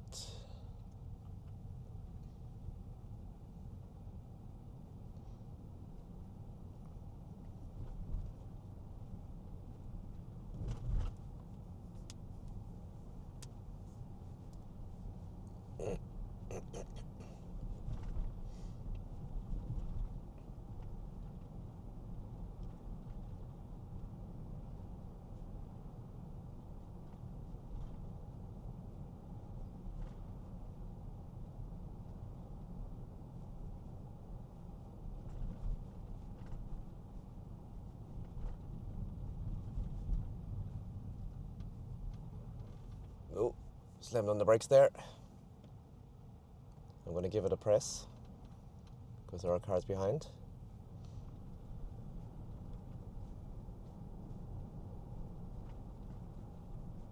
So V14 did not go around that car that was pulling in. She was terrified to use the bus lane to pull in. You can pull in, I think it's 50 meters before your entrance. But because she stopped during her turn, FSD had to slam on the brakes.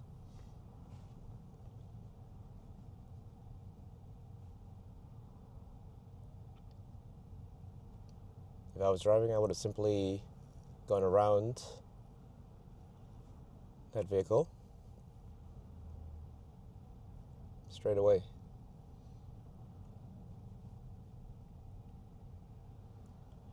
Alright, going past another school.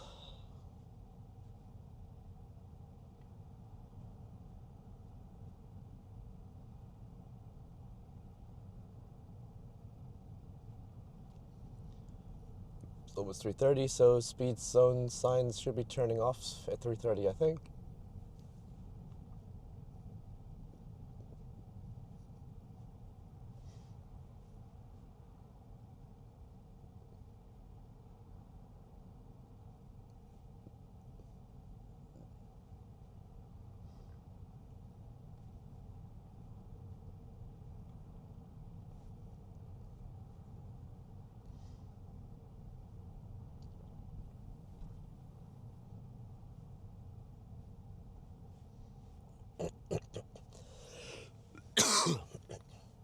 I can see a 30 electronic speed sign up ahead.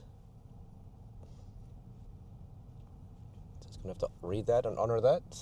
If it's on, then it's on.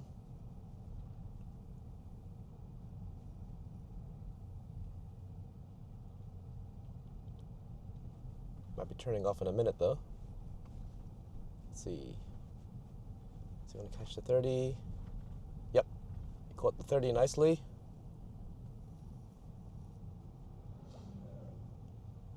It's always a bit of a hit or miss whether it gets a speed sign, especially an electronic speed sign.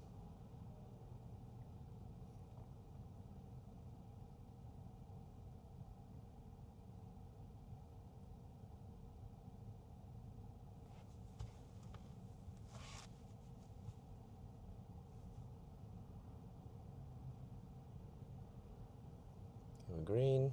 We got 30.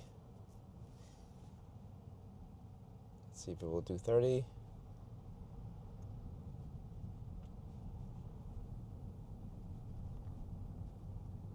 In 200 meters, turn right onto Hillsborough Road.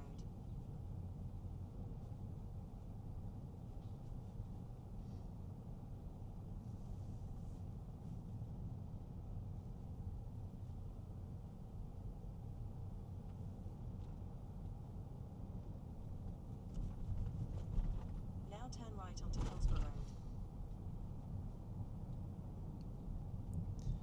Yep, go down here. School zone ends. 50s. 50 again. Catches the sign. Great.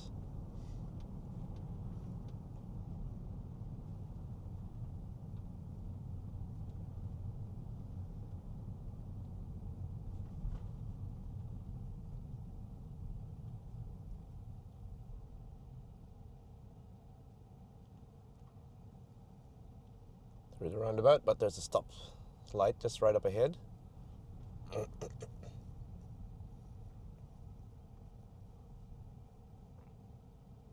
Cannot fit, so it must wait.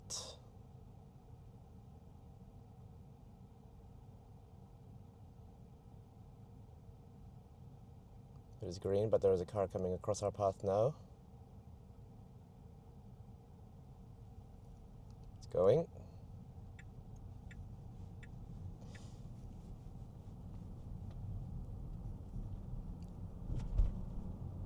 It could have fit further up ahead.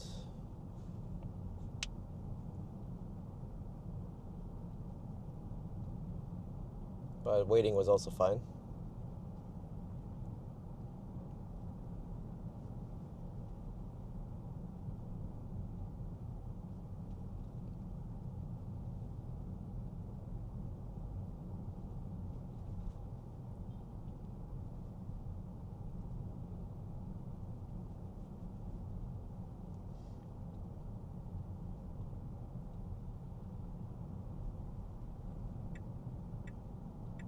Yep, needs to merge to the right.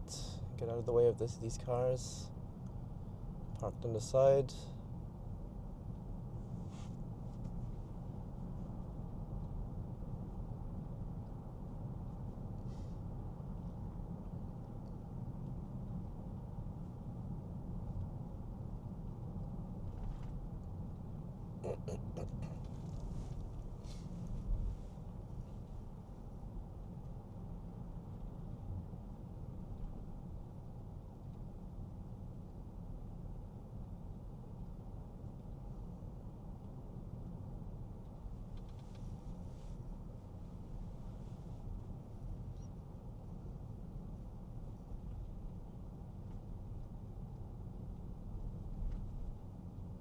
In 200 meters, turn left to stay on Hillsborough Road.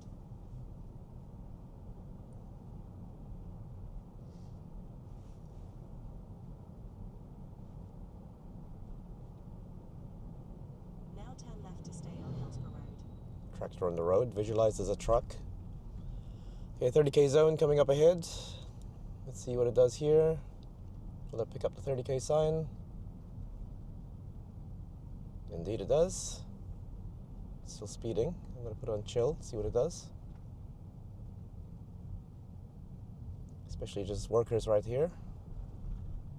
Let's respect them. Boom, up to 50 again. Let's go standard mode.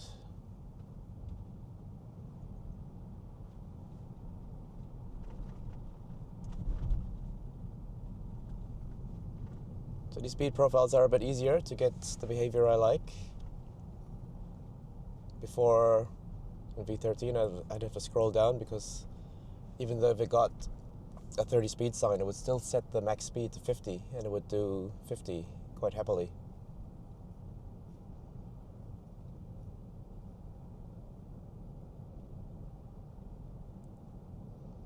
Interestingly, it still shows 30. It didn't get this 50 coming out.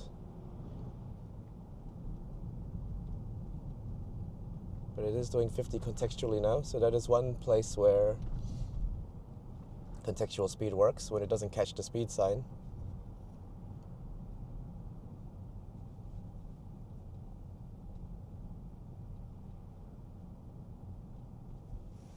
But it really needs to get the speed sign detection down perfect.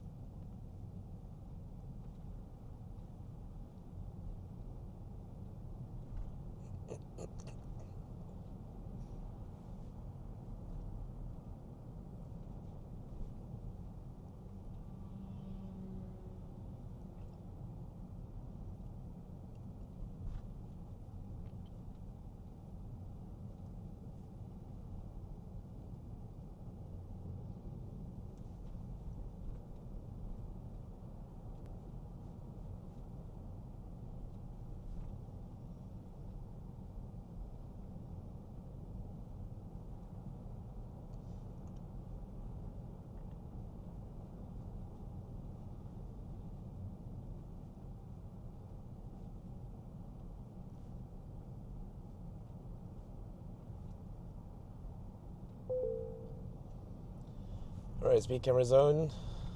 I do want to put it on chill just in case. Oh, but we do have 30 as our speed limit, so I can't put it on chill because it will do 30. It hasn't caught a 50k sign yet.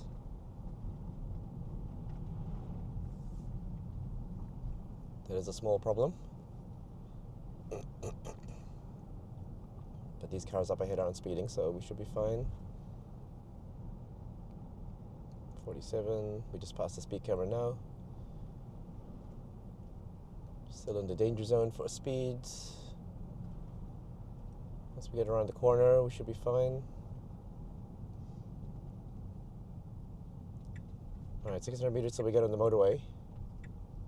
But it's getting in the left lane. Guess it thinks it can boost past this bus, which it should be able to do. Okay, I want you to boost a bit. Get past the bus. Get back in the right lane. Nicely done there.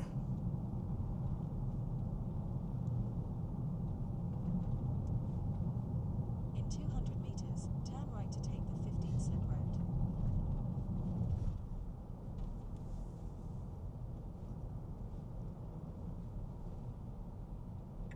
Now we're going to get on the motorway. Turn right to take the 15 slip road.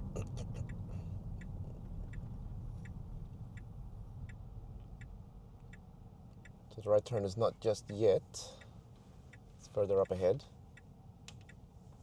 The indicator should be off for now.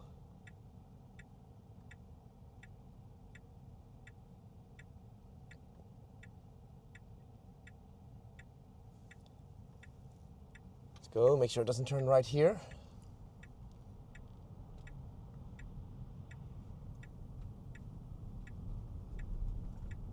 Good. Got a green light.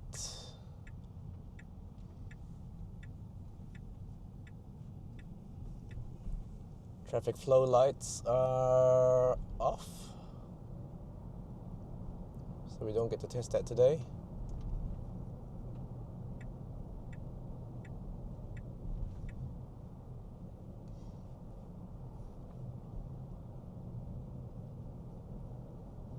We need to merge onto the motorway. Nicely done. And we can get into the middle lane a little bit faster. Nicely done once again.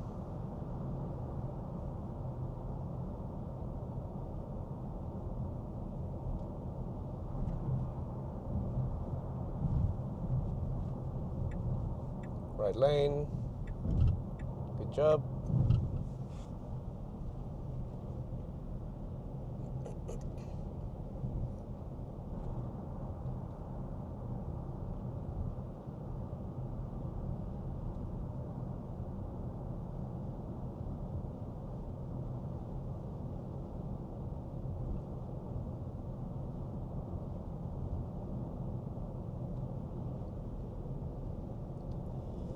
But we do need to make sure that it stays in the left lane further up ahead, or the middle lane. Because that is the path it's taking, right? Yeah. Okay, but why would you get into a slower, behind a slow vehicle right now?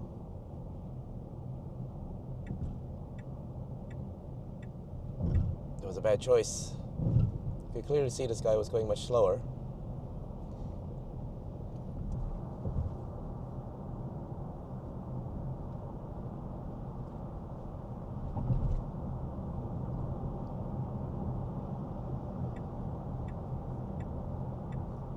Right lane. Don't know why. The lane we were in was fine, wasn't it? I guess it is slowing down because of the truck.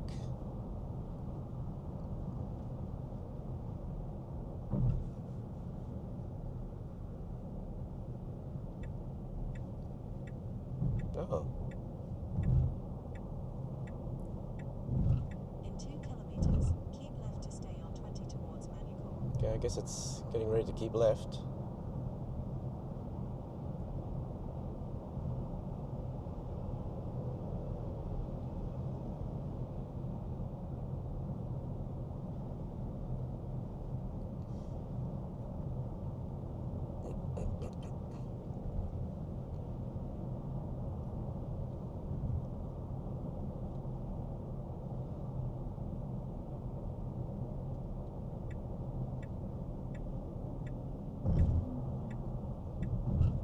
Fair enough. We can still take the middle lane straight through, as long as we don't turn right.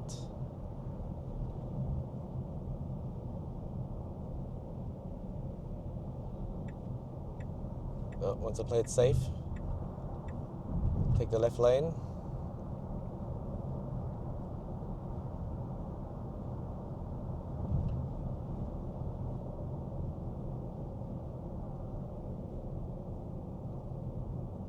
Heavy slowdown. Looks like there's some traffic up ahead.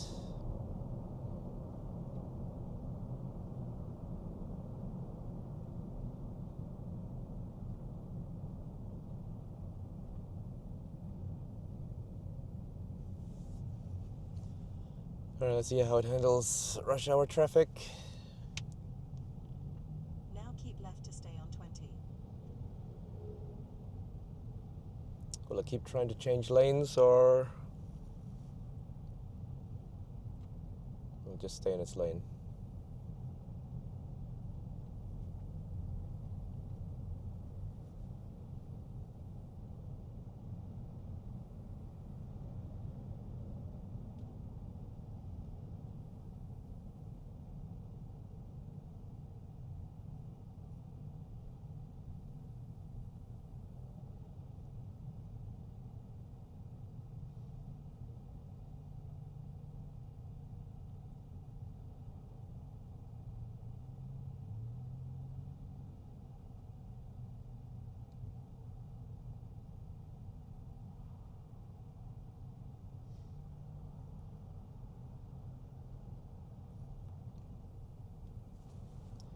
Red here. Okay, pretty much red all the way.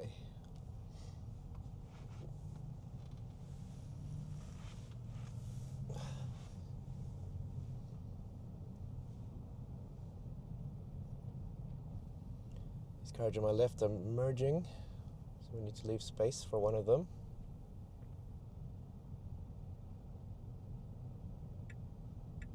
Oh, decides to change lanes.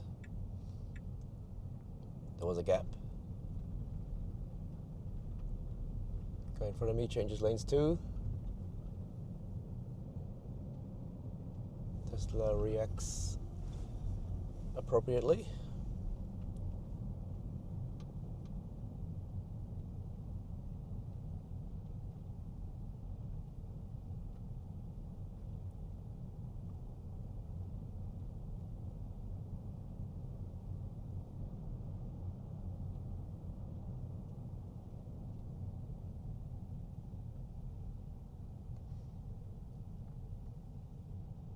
Good smooth braking so far.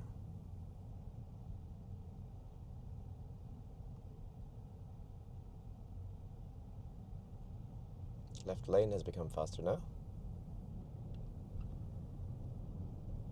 I wonder if it's going to switch. There's a motorcycle lane splitting.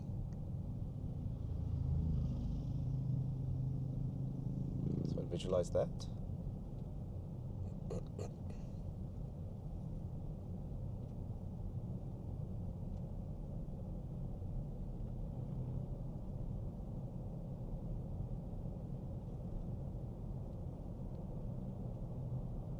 Right, traffic became blue again, but it turns red further up.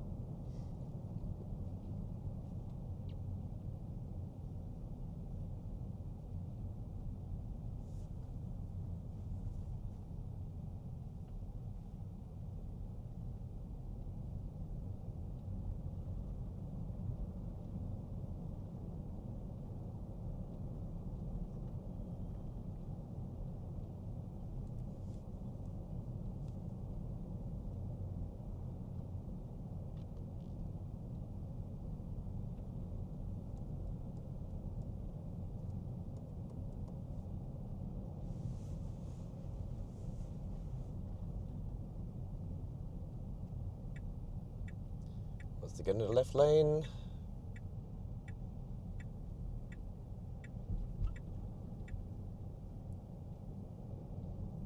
It did see the gap and started indicating when it saw the gap.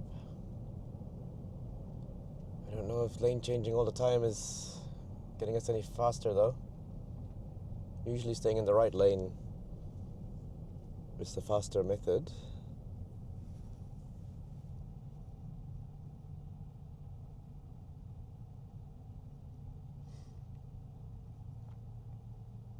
We still have 6Ks until our exit, so we can be in any lane until then.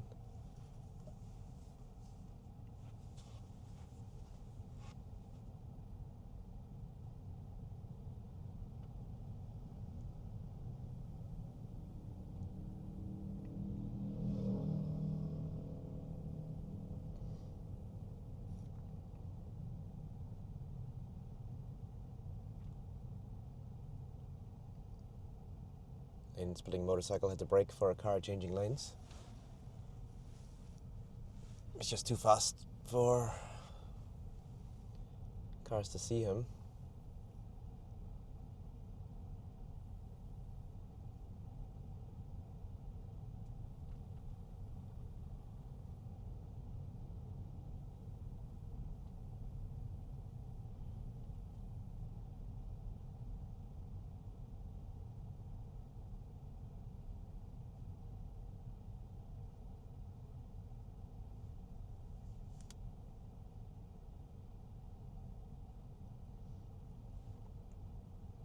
Quite biased to the right of the lane at the moment for some reason.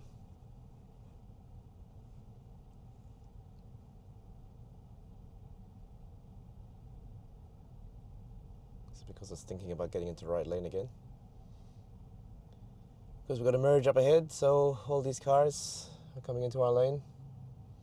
That's why I would have thought that staying in the right lane would be faster.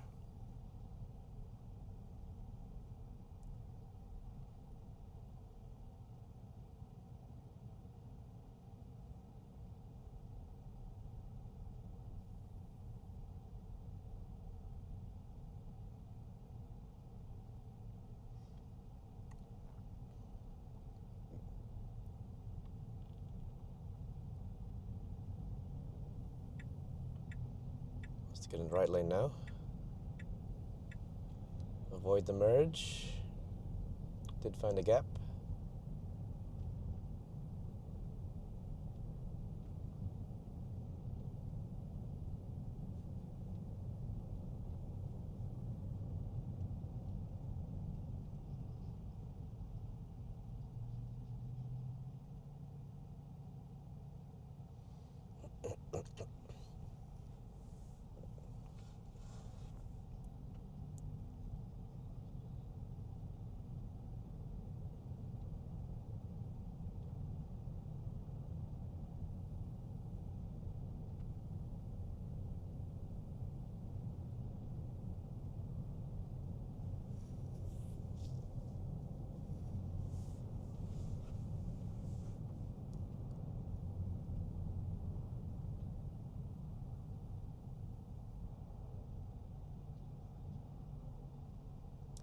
That is a speed camera van, a speed camera trailer on the right side of the road, further up.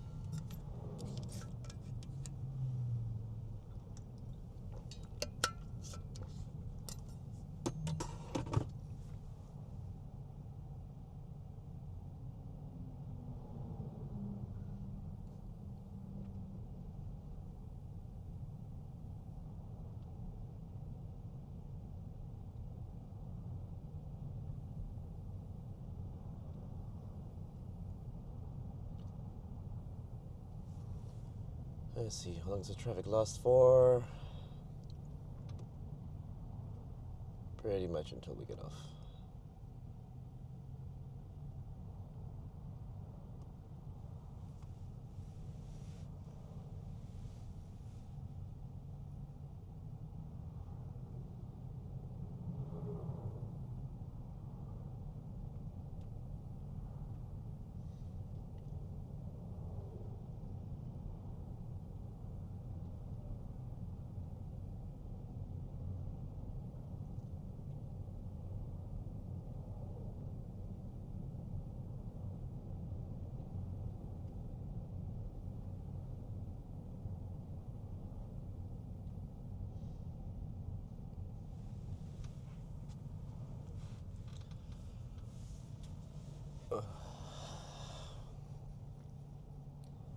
One thing I wish a Tesla vehicle had was a seat massager, especially for these when you're driving for several hours a day.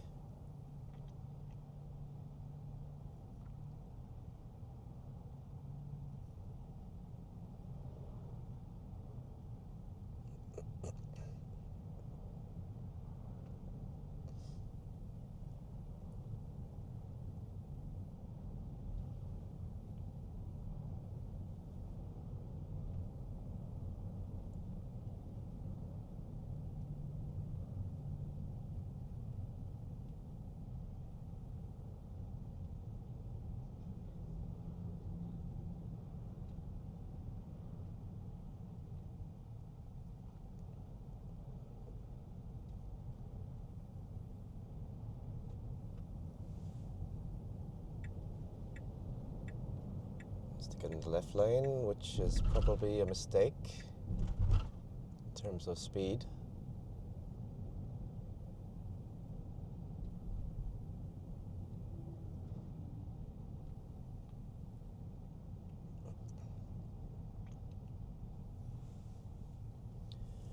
still have 4Ks until our exit.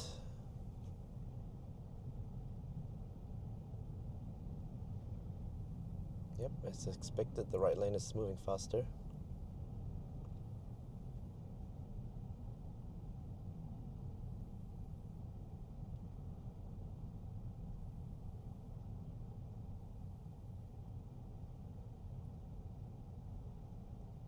I can already feel it thinking about getting back into the right lane.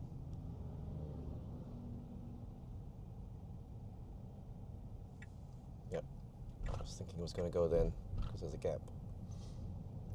Of course, we missed the fast part now, and traffic is compressed again because we changed lanes just as the fast part happened.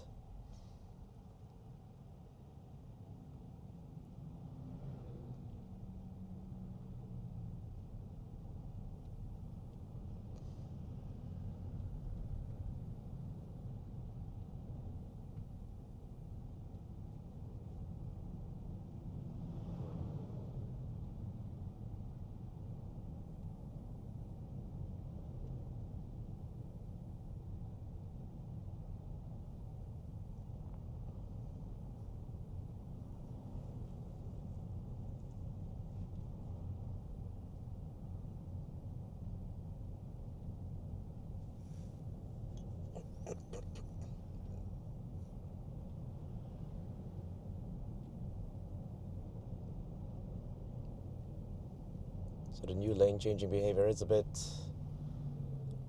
annoying in rush hour traffic. When traffic is flowing, it does well because it can get around those cars doing much slower than the speed limit easily. But here it just hunts back and forth when staying in the right lane would be a lot faster. And that's an undercover police car on our left.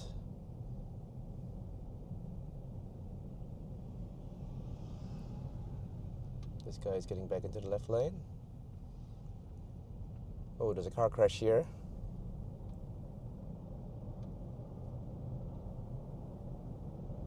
That's why there was traffic.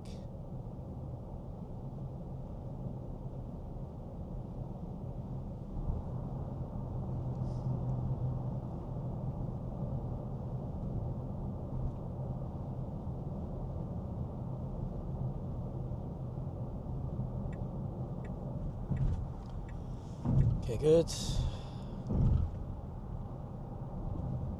In 2 kilometers, take exit 2 on the left onto exit 2 Lambie Drive towards Lambie Drive.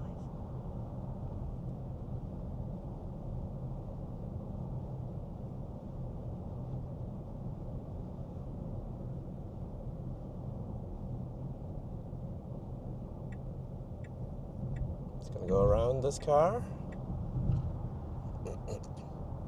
I don't think you're gonna have a chance to.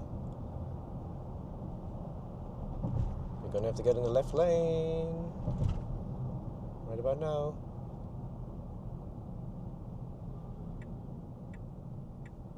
Hurry up.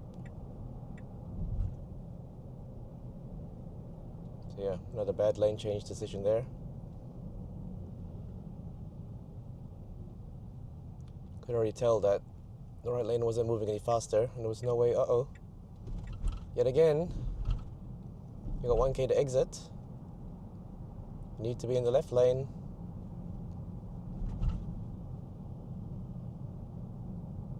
And now traffic is compressed, so it's hard to find a gap. Here's the gap. Get in. Nope, you still want to overtake.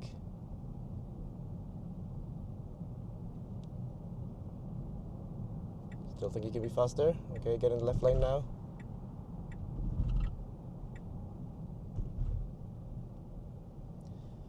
Fair enough, it made it a few cars ahead. I don't know if that was worth the extra stress of possibly not making the exit.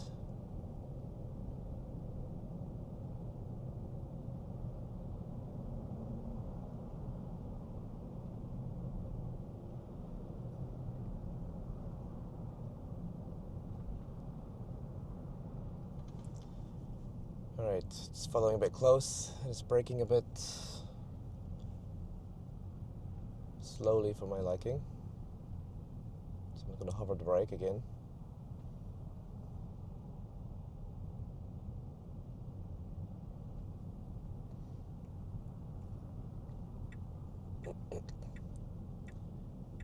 Alright, good. We got a left exit here.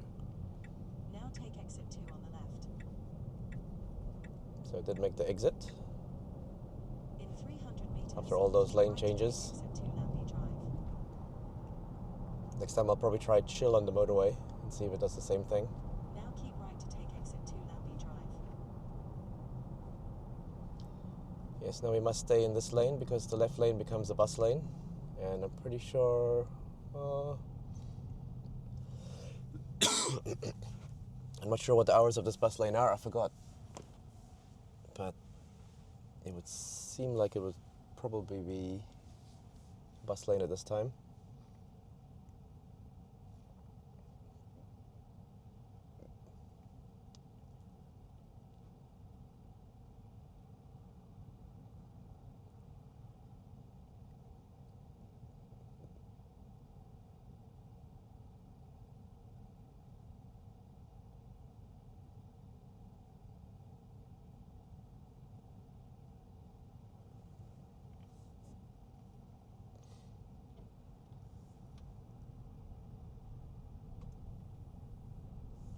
Okay, coming from a 16 to a 50k zone. Let's see if it spots the signs. Yep. So speed sign detection's been good so far. Oh, it's getting to the left lane. Let's see what time the bus lane starts.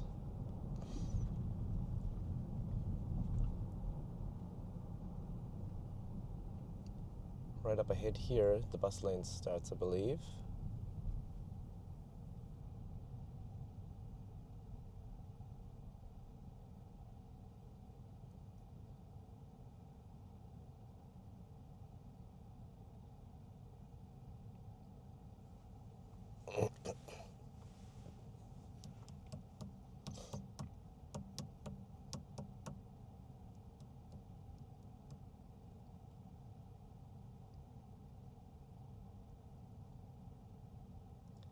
Alright, let's see what happens with this bus lane.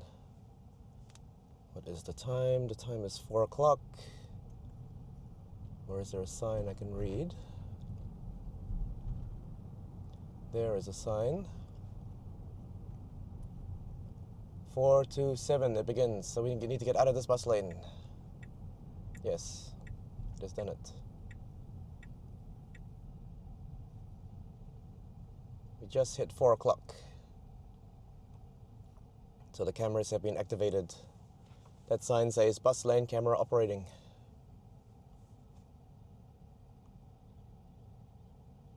So we must be very careful not to move the wheels into that lane.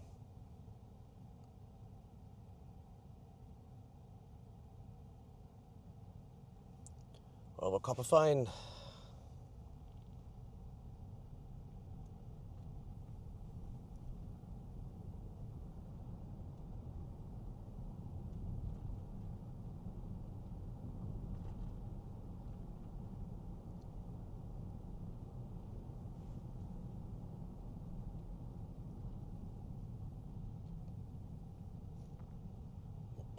I think bus lane detection is quite improved from V13.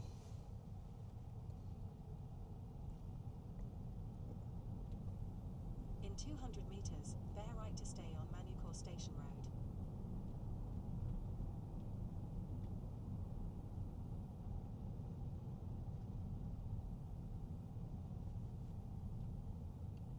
Okay, the bus lane has ended. We could go in that lane now. Hesitating here. This is the wrong lane. Now bear right to stay on Manucore Station Road. Actually, we can go straight from here, so this is the right lane. We'll just have to merge further up ahead.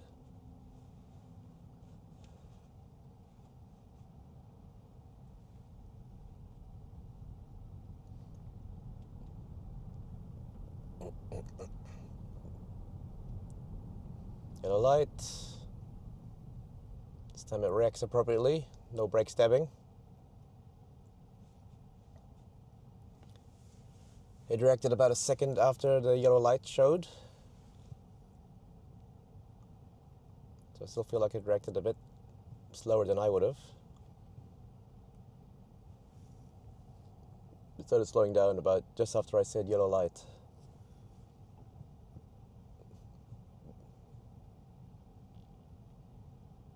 Okay, let's see what the dynamic lanes are doing up ahead. I think they might be both green for our direction at the moment.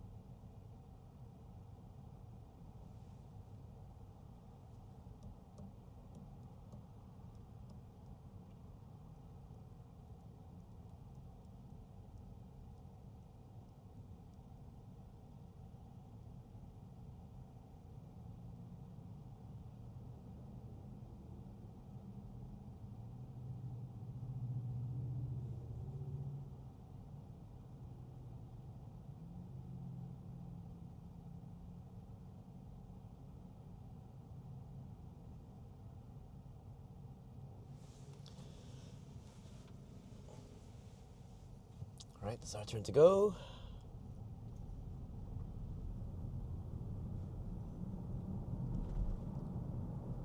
Ks, so that's fine. In the case to get in the left lane, doesn't want to try the right lane of the dynamic lanes.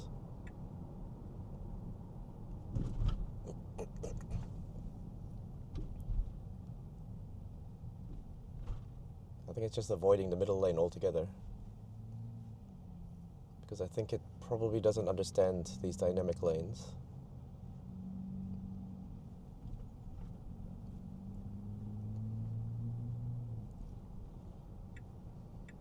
Okay, it is changing lanes into the right dynamic lane,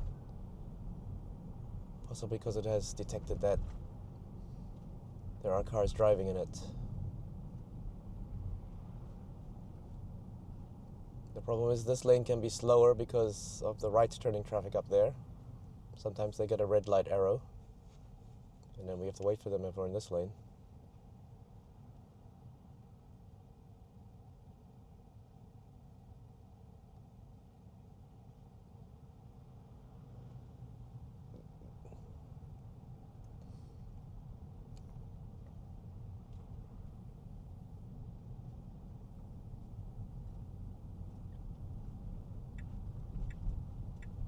Now decides to go back into the left lane. See if it will make it in. The car has slowed down to let us in.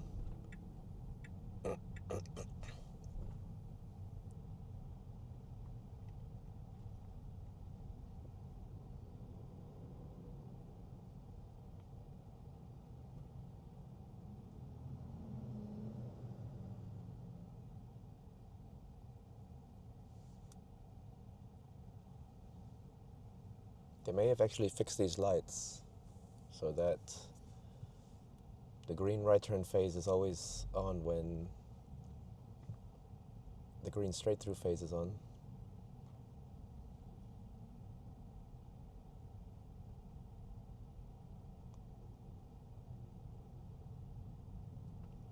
Okay, sometimes V13 would try to take the left lane here for some reason, which is a left turn only lane.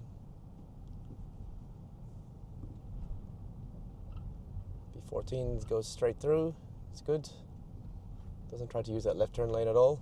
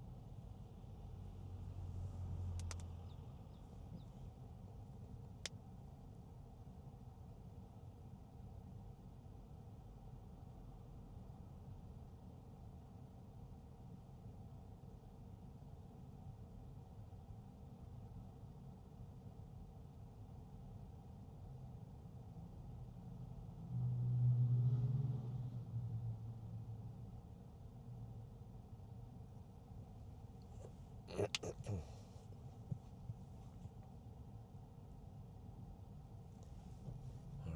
we're going to merge up ahead. These cars are all turning right, so we've got no one to merge with.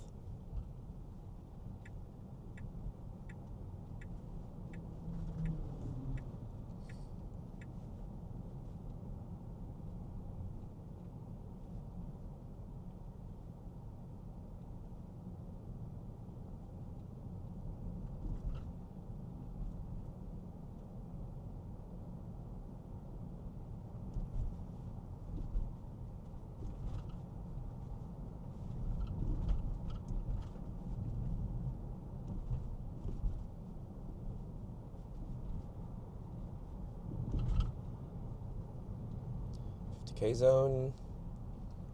I've seen a police car lasering people sitting up there where that truck is once before. So we need to be a little bit careful. But obviously no one today. That truck would block him.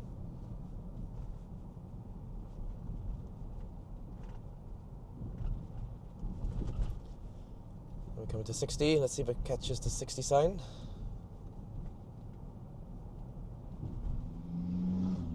One of the signs is slightly tilted. Okay, great. It caught it.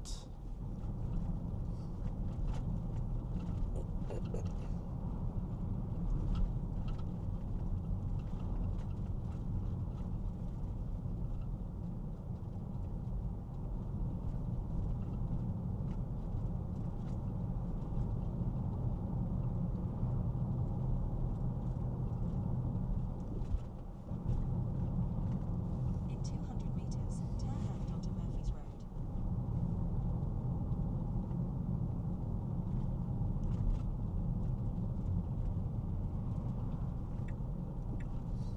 Now turn left onto Murphy's Road. Give a left turn here.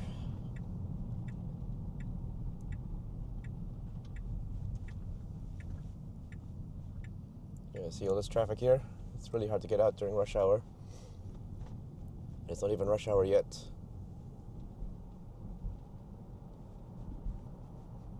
Okay, there's a speed camera down there. So put the chill. Make sure we don't speed.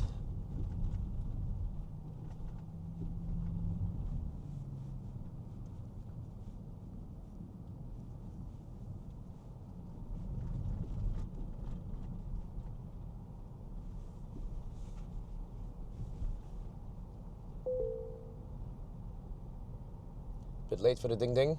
The camera's already looking at us.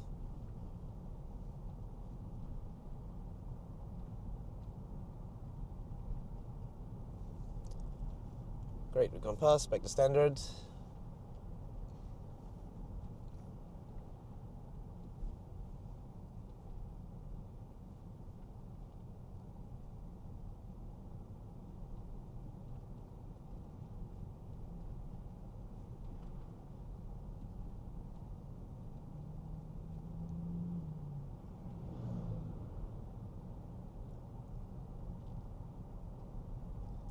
Car pulling out into the median.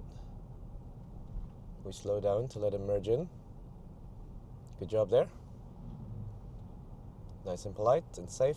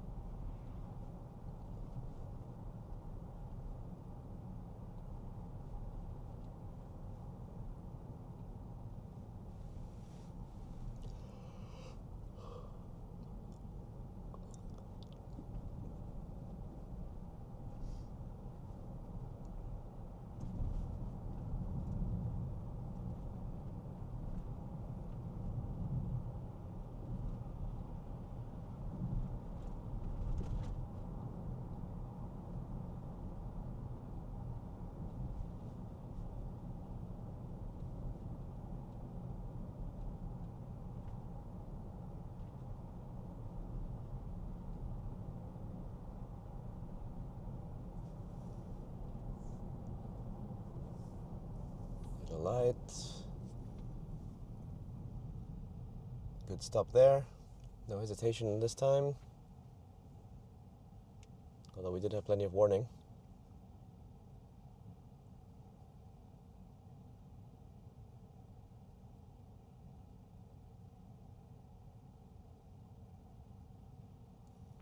Seems there is a danger zone close to the lights when it turns yellow, where we'll start hesitating and brake stabbing.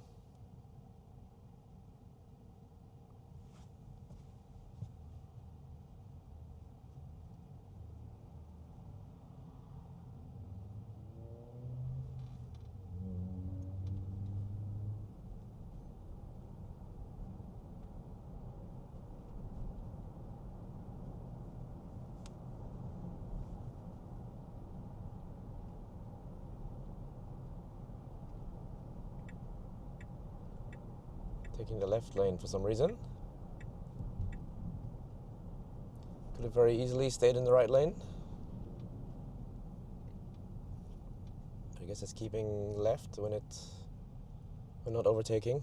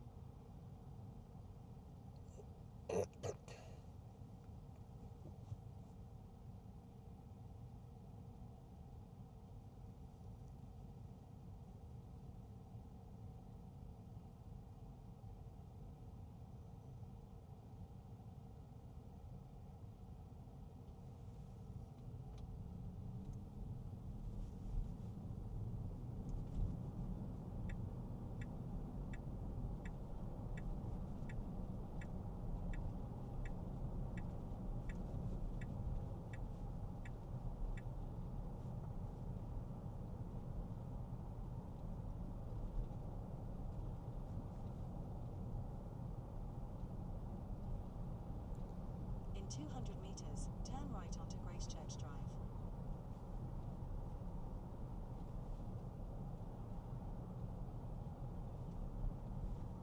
Now turn right onto Gracechurch Drive.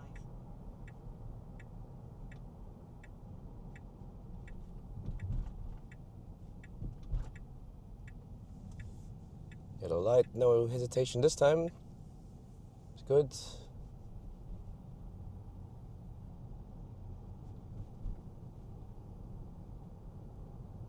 In 200 meters, turn left onto Mission Heights Drive.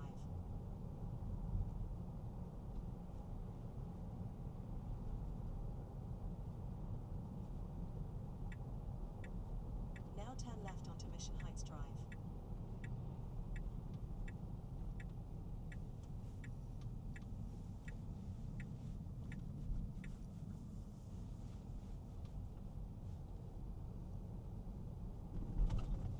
Now this is where it hit the curb again last time, Now after enter this the roundabout. Take the third exit.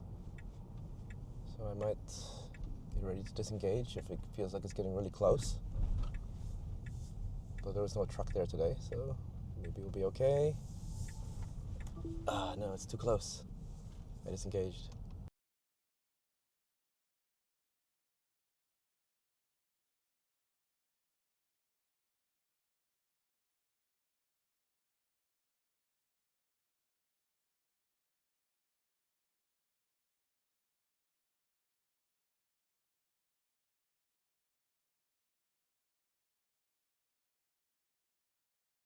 Getting way too close to the curb. It's hit the curb there about 2 times already, so I don't want to risk it again. Yeah, that would have definitely hit the curb if I had an overtake taken over. So that particular spot, every time it tries to hit the curb. In 200 Let me take a meters, snapshot destination will of be that and left. see if I can see what it looks like on the cameras.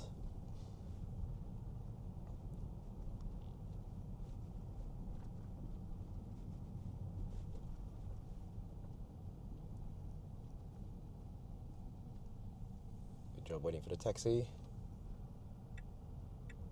Now your destination is and here, but now I want to reverse in. I don't want to drive in, so I'm going to disengage. Disengaging because I want to reverse in. I don't want to pull in nose in.